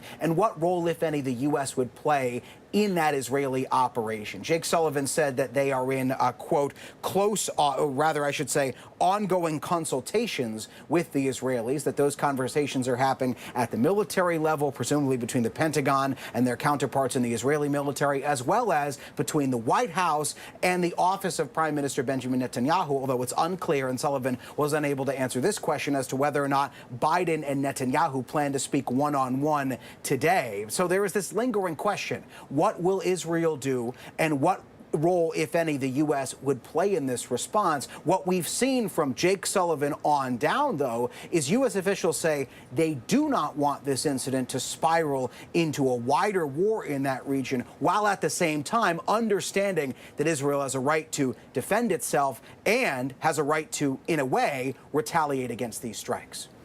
Well, and Jay, the other part of this is it's already playing out on the campaign trail. Former President Trump campaigning in Wenatchee, Wisconsin. And look, I mean, he's alluded to this before at campaign rallies, this idea of us being on the brink of World War III. And look, I mean, this is the second attack by Iran on Israel that at least preliminary reports are showing that it was largely ineffective. But still, you see the former president leaning into this on the campaign trail. But detail for us, I mean, how is this playing out in 2024 in that race? So what the White House has tried to do is cast that President Biden and Vice President Harris, who was also in the Situation Room with the president today, have a steady hand on all of this, that they are trying to temper the situation, make sure it doesn't spiral into a wider war, while also having Israel's back, particularly in defending itself against this attack by Iran. What former President Trump has tried to do is say the exact opposite, that this is a chaotic situation in the Middle East, and try to blame President Biden and to some extent Vice President Harris for this as well. Here's what Trump said on the campaign trail in that vein a little bit ago, Alex. A short time ago, Iran launched 181 ballistic missiles at Israel, and I've been talking about World War III for a long time, and I don't want to make predictions because the predictions always come true. We're not going to make, but they are very close to global catastrophe. We have a non-existent president and a non-existent vice president who should be in charge, but nobody knows what's going on. So, Alex, what the White House would say in response to that, presumably, is that President Biden was engaged in the Situation Room while this attack was ongoing, as was Vice President Kamala Harris, as were other administration officials, like the National Security Advisor, like Secretary of State Antony Blinken, as the State Department says. But also, what the White House has said is that they are trying to actually do the exact opposite as to what former President Trump alleges, which is try to make sure that this situation does not spiral any further out of control, and that any Israeli response, A, respects Israel's right to defend itself, but also, B, doesn't make the situation in the Middle East any worse. Alex. Our thanks to you, Jay O'Brien. I want to take this back over to Ann Flaherty at the Pentagon. And Ann, I mean, you heard Jay really kind of highlighting how the U.S. is trying to keep this from spiraling out of control. What does that look like with our troop presence on the ground in the region? Well, Alex, we heard earlier this week from the Pentagon that they are rushing more troops to the region. They said they put that number in the thousands, and they said it would be mostly air power, so it's F-16s, F-22s. They scrambled to get those air assets in place.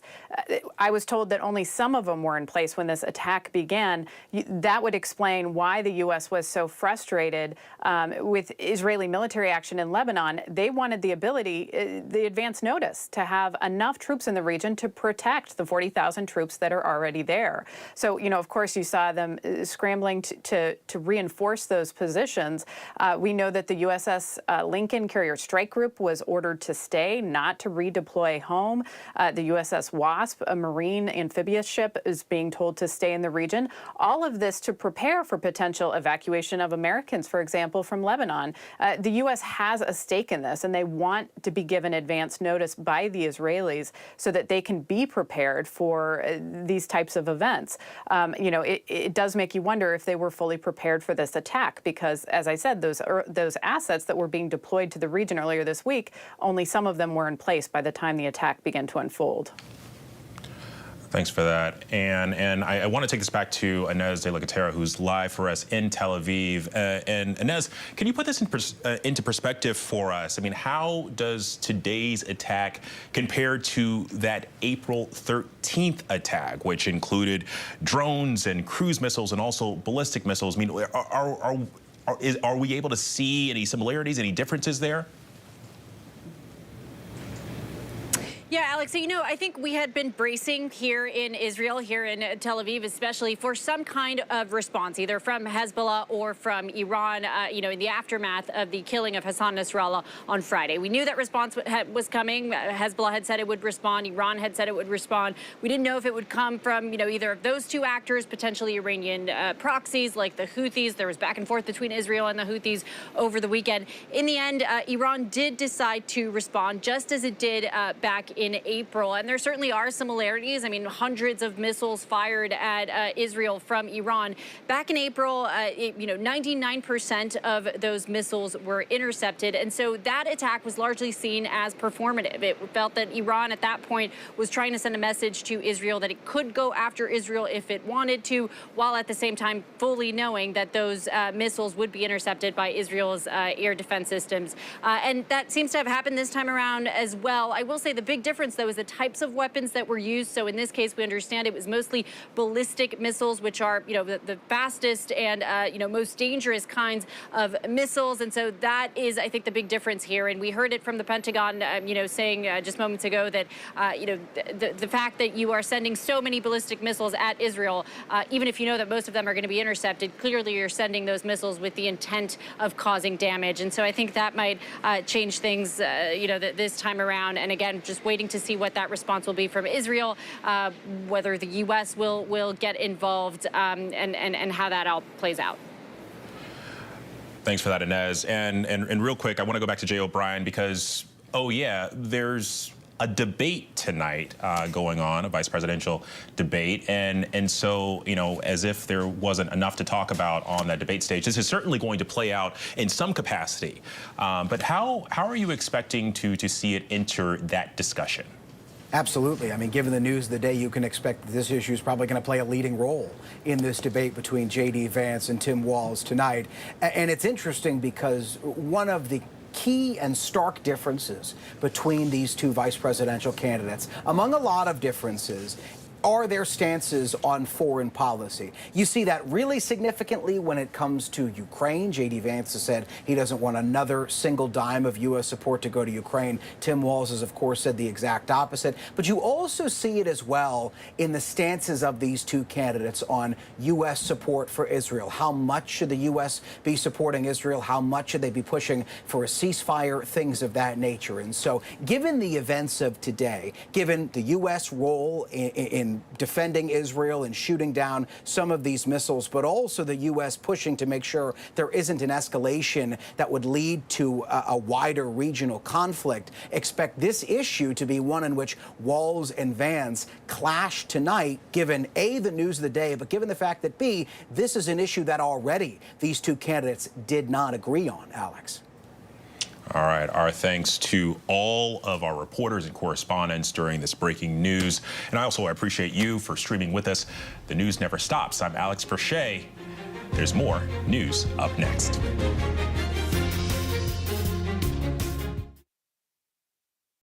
Harris, Walz, Trump, Vance. Now tonight, with just weeks to go until Election Day, the vice presidential candidates face each other and face off. Tim Walz, J.D. Vance, the vice presidential debate. The night starts at 8 p.m. Eastern, live with the ABC News event special, The Race for the White House, with David Muir and the ABC News Powerhouse political team. Tonight, starting at 8 p.m. Eastern on ABC. Amanda Riley was a mother, wife, speaker at her church. Everybody loved her. She got diagnosed with cancer. I heard the words, "You have stage 3 blood cancer." When Amanda told me she had cancer, I was so devastated. A beloved young Christian woman fighting a battle undeserved. We gave our hearts, our prayers. We thought she was God's gift, but she was a liar. Why would somebody fake cancer? Thousands of people threw money at her. The community raised $100,000. What surprised me is the lengths that she went to fake the cancer. There's all these pictures of her in the hospital with IV tubing. She was accused of faking cancer. She hurt tons of people. It was only a matter of time until Amanda's whole world came tumbling down. Oh my God. I was like, ha, you're lying and you're getting caught. This is over. But it wasn't, not even close. Scamanda premieres Wednesday on ABC and stream on Hulu. What does it take to be the most watched newscast in America? An operation to capture ISIS fighters. Is this our Combat Operations Center? We're approaching the gate now. Militants came in from 4 or 5 different directions. Operational nuclear reactor. So you have a couple loaded and ready to go. The house is destroyed, but the flag, there's not a tear in it. Not a tear in it. How important is this label right here, Made in the USA? Look at your smile. You're proud of this. I love this. Great work. Hi. Where are you? Where are you? Appreciate you. Thank you. David, good to meet you. Ismail? David. David. Yes, yes. I'm David Muir. I know who you are. You Watch do? you every night. ABC's World News Tonight with David Muir is America's most watched newscast. Whenever news breaks. We are here in Israel, a nation at war. In Rolling Fork, this tornado tore through this town. First in Maine. The scene of a horrific mass shooting. From the scene of that deadly missile strike. Wherever the story is. We're going to take you there. ABC News Live. They're streaming ABC News Live. ABC News Live, streaming free everywhere. Reporting from the path of Hurricane Helene in Tallahassee, Florida, I'm Victor Oquendo. Wherever the story is, we'll take you there. You're streaming ABC News Live. Sex, lies, and a double murder. 2 small children were kidnapped. Your mom and dad are gonna be right here waiting on you when you get home. When the twist came, then it completely exploded. It's one of the craziest stories I've ever heard, and people don't know about it. What kind of mother would kill her own children? After nearly 30 years in prison, Smith now has a chance at parole. Could the woman once dubbed the most hated mom in America go free? Killer Mom, now streaming on Hulu. Whenever, wherever news breaks, it's so important to always remember that lives are changed. Here in London, in Buffalo, Uvalde, Texas, Edinburgh, Scotland, from Poland once again tonight. Thank you so much for streaming with us. Ukrainian refugees here in Warsaw. Do you think you'll ever be able to go back home? We're heading to a small community outside of Mexico City. Splintered houses and splintered lives. The magnitude of the devastation. You're streaming ABC News Live. Reporting from Rolling Fork, Mississippi, Santa Fe, New Mexico, Raleigh, North Carolina, the U.S. Capitol, Mayfield, Kentucky, Minneapolis, Mexico, Tongass National Forest, Alaska. Getting you behind the stories as they happen, giving you a front row seat to our world as it plays out in real time, live. ABC News Live Prime. We'll take you there. Stream ABC News Live weeknights, America's most honored streaming news program, only on ABC News Live, streaming free right now wherever you stream your news. You're watching America's #1 streaming news, ABC News Live.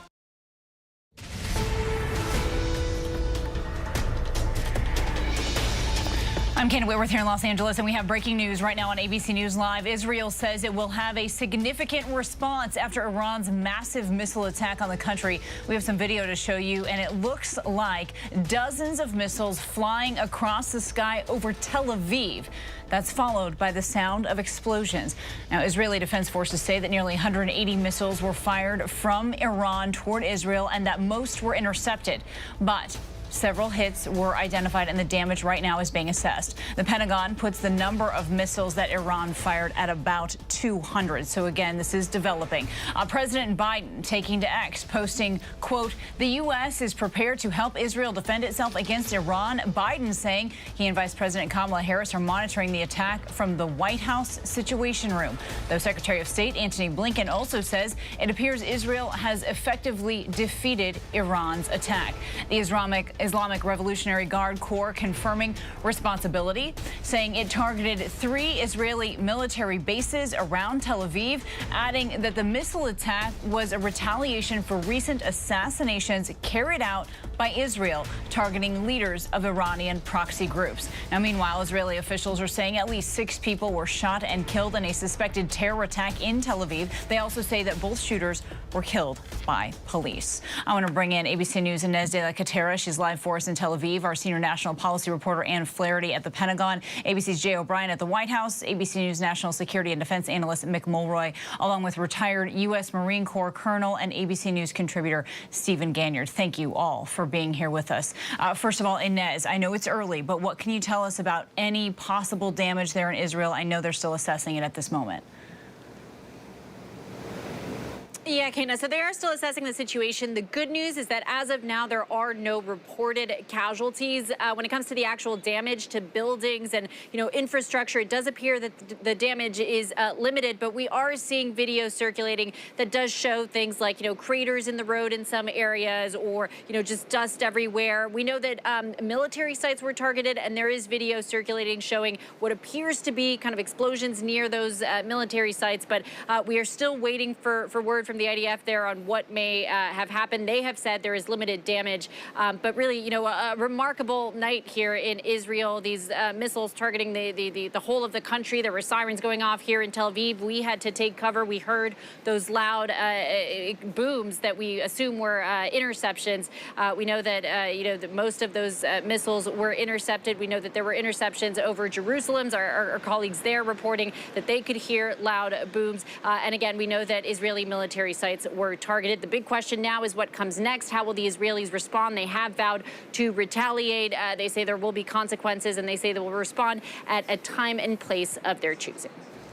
And noting here, we just got word in from the IDF. It sounds like there was a small number of hits in the center of Israel and other hits in southern Israel as well. And they note the majority of the incoming missiles were intercepted by Israel and a defensive coalition led by the United States. And as I know you already touched on this in terms of retaliation, but what were you hearing? Because we know early on there was a warning that they would retaliate if this were to happen. And now we understand the scale and the scope of this attack. Any word on retaliation? Yes, it's still unclear what that retaliation will look like, but we do understand that it'll be quicker than it was last time around. So when you remember back in April when Iran launched that last barrage of missiles at Israel, it took 5 or 6 days for them to respond. The feeling is that this time around Israel will be a lot quicker, but they are warning of severe consequences. I think it'll be really interesting to see how the U.S. plays into all of this too. The U.S. just prior to this attack had also warned that there would be consequences if Iran did attack Israel. There has been, though, a growing divide there between the U.S. and Israel over what to do next, and we saw that playing out over the weekend with the attack on Hassan Nasrallah. The U.S. had been pushing for diplomacy, for a 21-day ceasefire, and yet Israel went ahead as planned with its attack on Nasrallah and on Hezbollah targets. So it'll be interesting to see when it comes to this and the response to Iran, how the U.S. and Israel decide to approach that situation. Yeah, and I'd love to bring that question to Ann Flaherty there at the Pentagon. Ann, what are you hearing in terms of how the U.S. will support Israel going forward? Well, we did just hear from Major General Pat Ryder at the Pentagon, who said that 2 naval destroyers were responsible for firing at least a dozen interceptors during the attack. We don't know whether or not they were successful, how many missiles they may have shot down. But when we pressed him on this question of retaliation, will the U.S. play any kind of role in Israel's retaliation on this? Considering the fact that 20 minutes before the attack began, the Pentagon had put out a statement warning that there would be those severe consequences that we were just talking about. General Ryder then said, well, it could be security or economic consequences. So, seemingly trying to dial it back a little bit and saying, look, we don't know what we're going to do. We don't know what the Israelis are planning on doing. Right now, we're going to assess the situation, see what the damage is, see what role our troops played. And then, of course, top of mind is the security of the 40,000 troops that are in the region right now. Well, and actually, Ann, that was my second question to you. How are U.S. positions in the region being reinforced right now? Well, we did hear earlier this week from the Pentagon that they are sending additional air power to the region. I was told that as the attacks were unfolding, that all of those assets were not fully in place. That's, of course, a reason why the U.S. wants to be given advance notice by Israel in its attacks in Lebanon and other places in the Middle East, because they want to be in position to support the forces that are already there. So those 40,000 troops already deployed. We know that they're reinforcing that with thousands more, looking mostly like air power. They're also ordering the USS Lincoln carrier strike group to stay in the region, the USS Wasp, the marine capability there is particularly helpful if there is an evacuation from Lebanon, that the Marines are standing by. The U.S. saying, again, we're still assessing all of this right now, nothing yet to report. All right, Ann Flaherty, thank you. And Jay, I want to check in with you there. We know that Vice President Harris and President Biden watched this from the Situation Room. We know that President Biden just yesterday reiterated his want for a ceasefire. But what are we hearing from the White House right now? And Jay, any chance that Biden and Netanyahu connect today over the phone? It's unclear if the president and the prime minister are going to speak today. Jake Sullivan, the national security advisor, got that exact question in the White House press briefing just moments ago. He said he didn't have anything to preview in terms of a Biden-Netanyahu call, but that the White House and the prime minister's office, presumably their various staffs, are in close touch today. And President Biden has been following this, as Sullivan says, minute by minute. There's various phases that the president has followed here. First, that U.S. assisting Israel in shooting down some of those 180 plus missiles. That was the first element of today, and it was why President Biden and the vice president were in the Situation Room, to monitor that attack and the U.S. response in defending Israel to that attack. There is now a second phase that President Biden and his advisors have to monitor now, which is how Israel will respond and what role, if any, the U.S. would play in that Israeli response. What we've heard from Jake Sullivan and other administration officials on down is that there is a deep belief, of course, that Israel has a right to defend itself, but also a deep concern that the region could spiral into an even wider war and a more chaotic conflict, and a desire being expressed from the U.S. to their Israeli counterparts that the region doesn't devolve into a wider war. So it's unclear exactly how Israel will react and what, if any, role the U.S. would play in that, but certainly serious concerns tonight in the wake of this attack by Iran.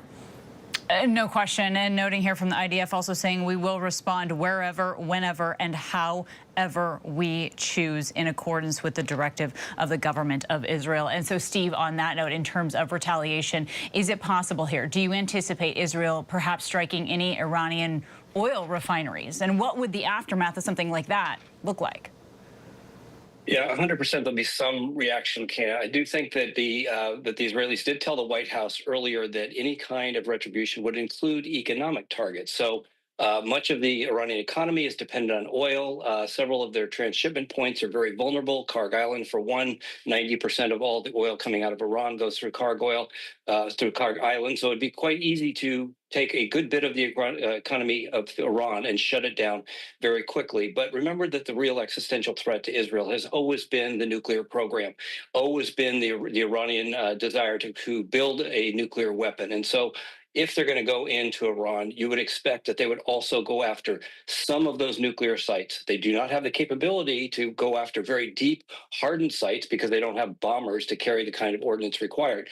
But they will go after something that will at least try to delay the development of a nuclear weapon by Iran. Well, and Mick, I'd love for you to weigh in on that, because you and I have talked at length here over the past months about Iran trying to enrich their uranium and get to that point. What can you weigh in on that about?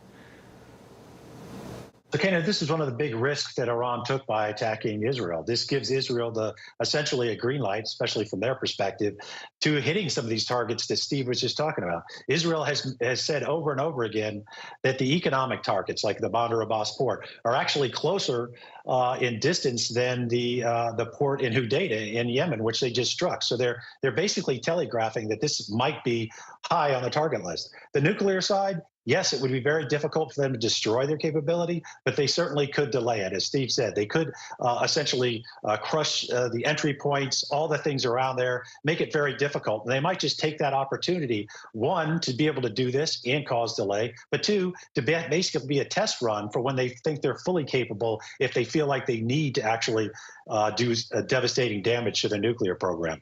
This is a question, what is a significant response? That's a question that Iran might find out as soon as tonight.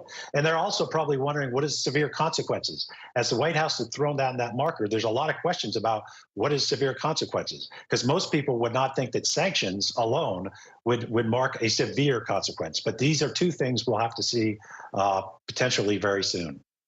Right, and we're certainly hearing from Republicans about what a response to them should look like. Inez, Jay, Ann, Mick, and Steve, our thanks to all of you. We will continue to talk about this throughout the evening. I also want to bring in our former Senior Director for Counterterrorism on National Security Council, Javed Ali, for more on this. Javed, thank you so much for being here with us. So first of all, as you know, Iran has confirmed responsibility for this attack, saying it was in retaliation for assassinations carried out by Israel. How prepared do you think that Israel was for something like this to happen at this time, when we know they also began their ground incursion into Lebanon? So, Kana, nice to be with you again. And this, as folks on the previous panel talked about, this is to a degree a replay of what happened in April, but also with a different inventory of weapons, just purely ballistic missiles this time, or at least by all accounts, ballistic missiles, and not the combination of cruise missiles and drones and ballistic missiles like April. And the fact that it looks like all of these ballistic missiles were intercepted is a demonstration of Israel's capability. But this is just today. And I think what is going to be different going forward versus what happened in April, I don't think this is a one-off from Iran. And clearly, it seems like Israel is going to retaliate. So I think what we are seeing unfolding in front of our eyes is the climb up the escalatory ladder by Israel and Iran, and each side is going to keep punching back against each other. I don't think it's going to be like April, where even after the Iran salvo, that Israel did launch a response, pretty small, landed a couple drones or launched a couple drones, but sort of the hostility stopped at that point. I think we are in a completely different operational environment, and I think things are going to get even more intense in the coming days. Well, I'm wondering if you can actually expand on that thought there for me, that you think this is perhaps not a one-off from Iran. And I also, when you answer that question, I want to note to you that there was a question asked today of the Pentagon about the possibility of a hypersonic ballistic missile being used, some kind of new weaponry being used either in this one or potentially in the future. Can you elaborate on that? So getting to the point about how Iran is going to react, just given the pounding that Hamas and Hezbollah, two of its strongest partners in the axis of resistance, and not the two strongest, that it had to do something different. And then the death, and this hasn't really been talked about that much, but in the strike against Hassan Nasrallah on Friday, which killed several of the senior Hezbollah leadership, to include the Secretary General Hassan Nasrallah, the deputy commander of the IRGC Quds Force was also killed. And the Iranians don't forget things like that, whether it was Qasem Soleimani in 2020, the two Quds Force generals who died in April. So they're going to have a long memory for his death as well. And that's why I think this escalatory ladder is going to continue to ratchet up. Getting back to the hypersonic issue, Iran has hinted over the past couple of years that they have these hypersonic weapons that the Russians and the Chinese have. Whether they got them from them, we don't know. But these are weapons that fly 5 to 6 times the speed of sound, and it would be very, very difficult for even the interception capabilities between Israel and the United States and other countries to knock those kind of weapons down, because they fly faster and they have a different flight profile as well. So whether one of those was used today or whether they will be used in the future remains to be seen. But Iran has already boasted that they have those types of weapons. That is a certainly concerning thought. Javed Ali, thank you for being here with us today. Coming up next on ABC News Live, the Mideast crisis escalating as J.D. Vance and Tim Walz prepare for their debate showdown in New York, what each vice presidential candidate has at stake, and how this crisis could factor in to that discussion. That's next.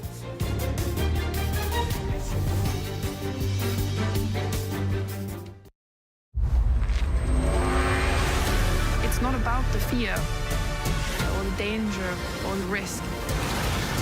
It's about the love of flying.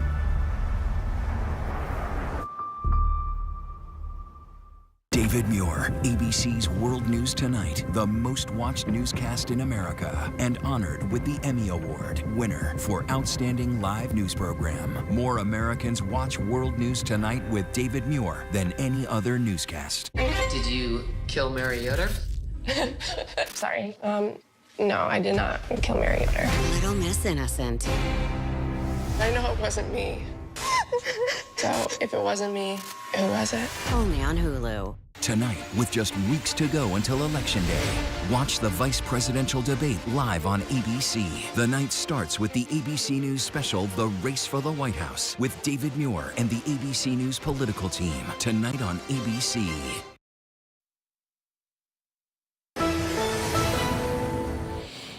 Welcome back. President Biden is speaking at the White House right now, so we want to take a listen in. And I mean it sincerely, because we've been through a lot of these. My top priority is to ensure the communities devastated by this hurricane get the help and support they need as quickly as possible. As quickly as possible. As we watch the storm from the Gulf region form. All right, and as you just were seeing and hearing there, the president is speaking. He is addressing both the crisis in the Middle East as well as Hurricane Helene and the aftermath and destruction there. We will turn these comments and bring them right back to you as soon as we can. You're watching ABC News Live.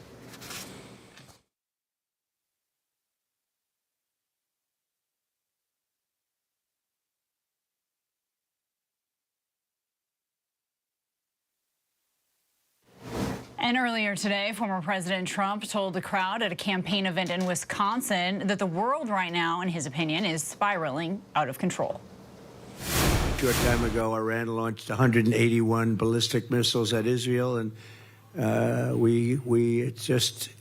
been talking about World War III for a long time, and I don't want to make predictions because the predictions always come true. We're not going to make, but they are very close to global catastrophe. We have a non-existent president and a non-existent vice president who should be in charge, but nobody knows what's going on. Well, meanwhile, Senator J.D. Vance is preparing to debate Governor Tim Walz for the first and likely only time before this election. A reminder there, it's just 35 days away. The two vice presidential nominees will go head-to-head for 90 minutes on key issues like the crisis in the Middle East, as well as the economy, abortion, immigration, and more. ABC News senior reporter Catherine Faulders is joining me now for more on this. So, Catherine, glad to have you here with us. And first of all, look, in the last debate, former President Trump, he actually claimed that the war in the Middle East would never have happened if he were in office. He said Israel will not exist 2 years from now if Vice President Harris is elected. Harris, of course, went on to say she supports Israel's ability to defend itself, in particular as it relates to threats from Iran. But, Catherine, how do you expect J.D. Vance and Walz to respond in this debate to the latest attacks now on Israel? Well, it's a good question, and it will certainly be front and center here. And Vance is known in some ways to get ahead of Trump on foreign policy. He hasn't said much on this topic yet. Of course, you saw former President Trump put out a post on his social media site where he essentially criticized the administration for doing nothing. Of course, President Biden was in a briefing with Vice President Kamala Harris at the time, being briefed on this topic. So, Kana, to your point, it will certainly be front and center here at the debate, and especially with the crisis evolving, and we just don't know what would happen next in terms of any retaliatory steps. So they really are in some ways responding in real time during this debate. So what they say on this will be fascinating. Governor Walz hasn't really weighed in much on this or said much on this. So how he responds to this, of course, as his running mate was being briefed on this at the White House earlier today, all of that will be something to watch. I'm sure the focus here will shift a bit, of course, to Israel and Iran, but also, I'm sure, a lot of questions on foreign policy. Well, and in terms of foreign policy, let's also talk about Ukraine, right? We also know that Trump as well said that the war in Ukraine would never have happened if he were president. So how critical will also that issue be tonight, Catherine, given that Ukraine's president just met with both former President Trump and Vice President Harris last week? Right, exactly. And you remember that meeting with Trump was a bit up in the air. Of course, it finally did happen at Trump Tower. But I think that is something where Vance has to figure out how he toes this line here with his foreign policy, with former President Trump's foreign policy. Of course, the vice president is viewed as an attack dog in lots of ways, but he has gotten ahead of him on this issue. So how does he respond to that? I mean, you're obviously with Trump's comments that you're repeating on the wars, whether it has to do with Ukraine and Russia, whether it has to do with Israel and Iran, the one commonality there is that he really says the same thing, right? He says these wars wouldn't have happened if I were president. That is, he's going to fix it if he comes back. But the reality of this is that he hasn't offered any specifics on exactly how that will happen. Does Vance do that tonight? Does he do that for him? We just have to wait and see. Right, and we're hearing from House GOP leadership saying the world needs America to return to a maximum pressure campaign against Iran. So it'll be interesting to see if J.D. Vance on the Republican side there is in lockstep with that statement. All right, senior reporter Catherine Faulders, our thanks to you as always. Coming up next here on ABC News Live, the latest on that major escalation in the Middle East after Iran fires a barrage of missiles at Israel. More on what we know at this hour, straight ahead. Whenever news breaks, we are here in Israel, a nation at war after that brutal surprise attack by Hamas. On the ground in Ukraine, reporting from Lewiston, Maine. The scene of a horrific mass shooting. ABC News Live is right there everywhere. From the scene of that deadly missile strike in Dnipro, Ukraine. Reporting from the earthquake in Turkey. In Rolling Fork, this tornado tore through this little town. From the most devastating disaster in Hawaii. From Charleston, South Carolina, on the 2024 campaign trail. In Iceland, let's go. traveling with the president in Mexico City. Wherever the story. From the front lines, from southern Israel, outside the Gaza Strip, in Beirut, from the FBI. Reporting from the nurses on the picket line. Here at 10 Downing Street in London. Streaming live to you. Wherever the story is. Wherever the story is. Wherever the story is. We're going to take you there. You're streaming ABC News Live. ABC News Live. You're streaming ABC News Live. ABC News Live. Streaming free everywhere. America's #1 streaming news. Amanda Riley was a mother, wife, speaker at her church. Everybody loved her.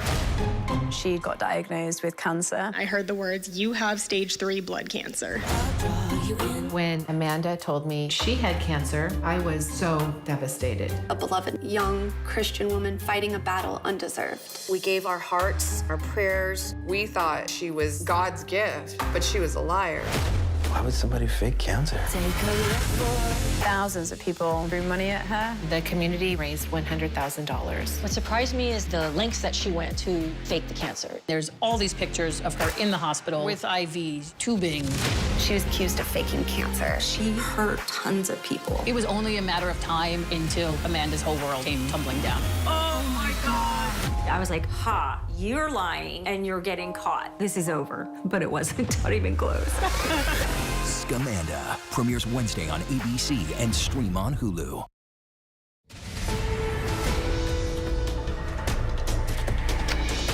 And welcome back. Of course, we are tracking the latest out of the Middle East for you after a barrage of missiles was launched from Iran toward Israel. Today's strike coming after an Israeli attack on Hezbollah infrastructure in Lebanon. The Pentagon saying that Iran launched about 200 missiles at Israel, but the IDF has put the number of projectiles closer to 180. Earlier, sources did say that they were expecting Iran to launch up to 250 in 2 separate waves at 4 targets in Israel that included Mossad headquarters as well as 3 air bases. I want to bring in ABC News' Jay O'Brien for us. So, Jay, we've been monitoring, of course, what's been coming out of the White House as well. We know that President Biden and Vice President Harris watched this all unfold in the Situation Room. And I know that President Biden just addressed the media here saying, at least so far, this attack appears in his mind to have been defeated and ineffective. What more are we hearing, Jay? Yeah, exactly right, Kana. So the president and the vice president following this as it unfolded in the Situation Room, following this minute by minute, their staff said, as the U.S. assisted Israel in shooting down some of these missiles. The president speaking with reporters just minutes ago. Here's what he said.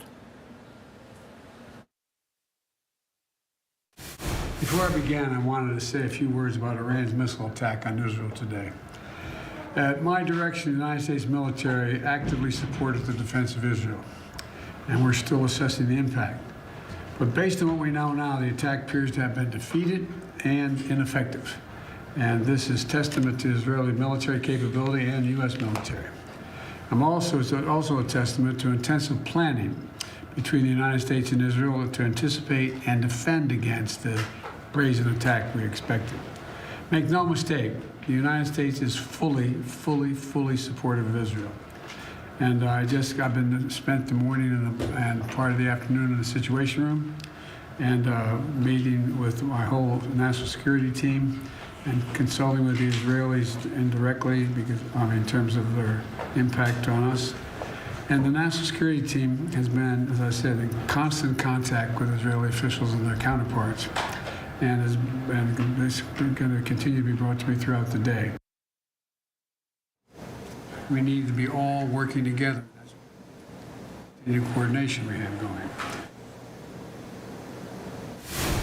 So, Kana, the headline out of all of this were those 2 words you mentioned earlier, which is the president called this attack ineffective, and he says it was defeated. Nonetheless, we have heard administration officials say that this was a significant attack, and certainly Israel has said it will respond. So this is the administration trying to downplay, in a sense, this incident, saying it was defeated, calling it insignificant, but still that open question, what will Israel do? Another thing is we do not know today if President Biden will speak with Israeli Prime Minister Benjamin Netanyahu. The two have had a chilly relationship as of late, but they say their staffs in the Prime Minister's office and the White House are communicating very closely. Kana.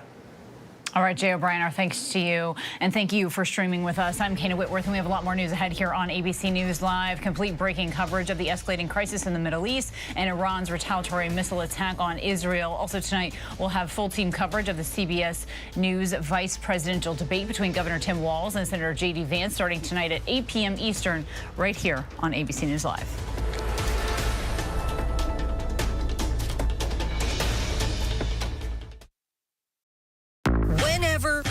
Wherever news breaks, it's so important.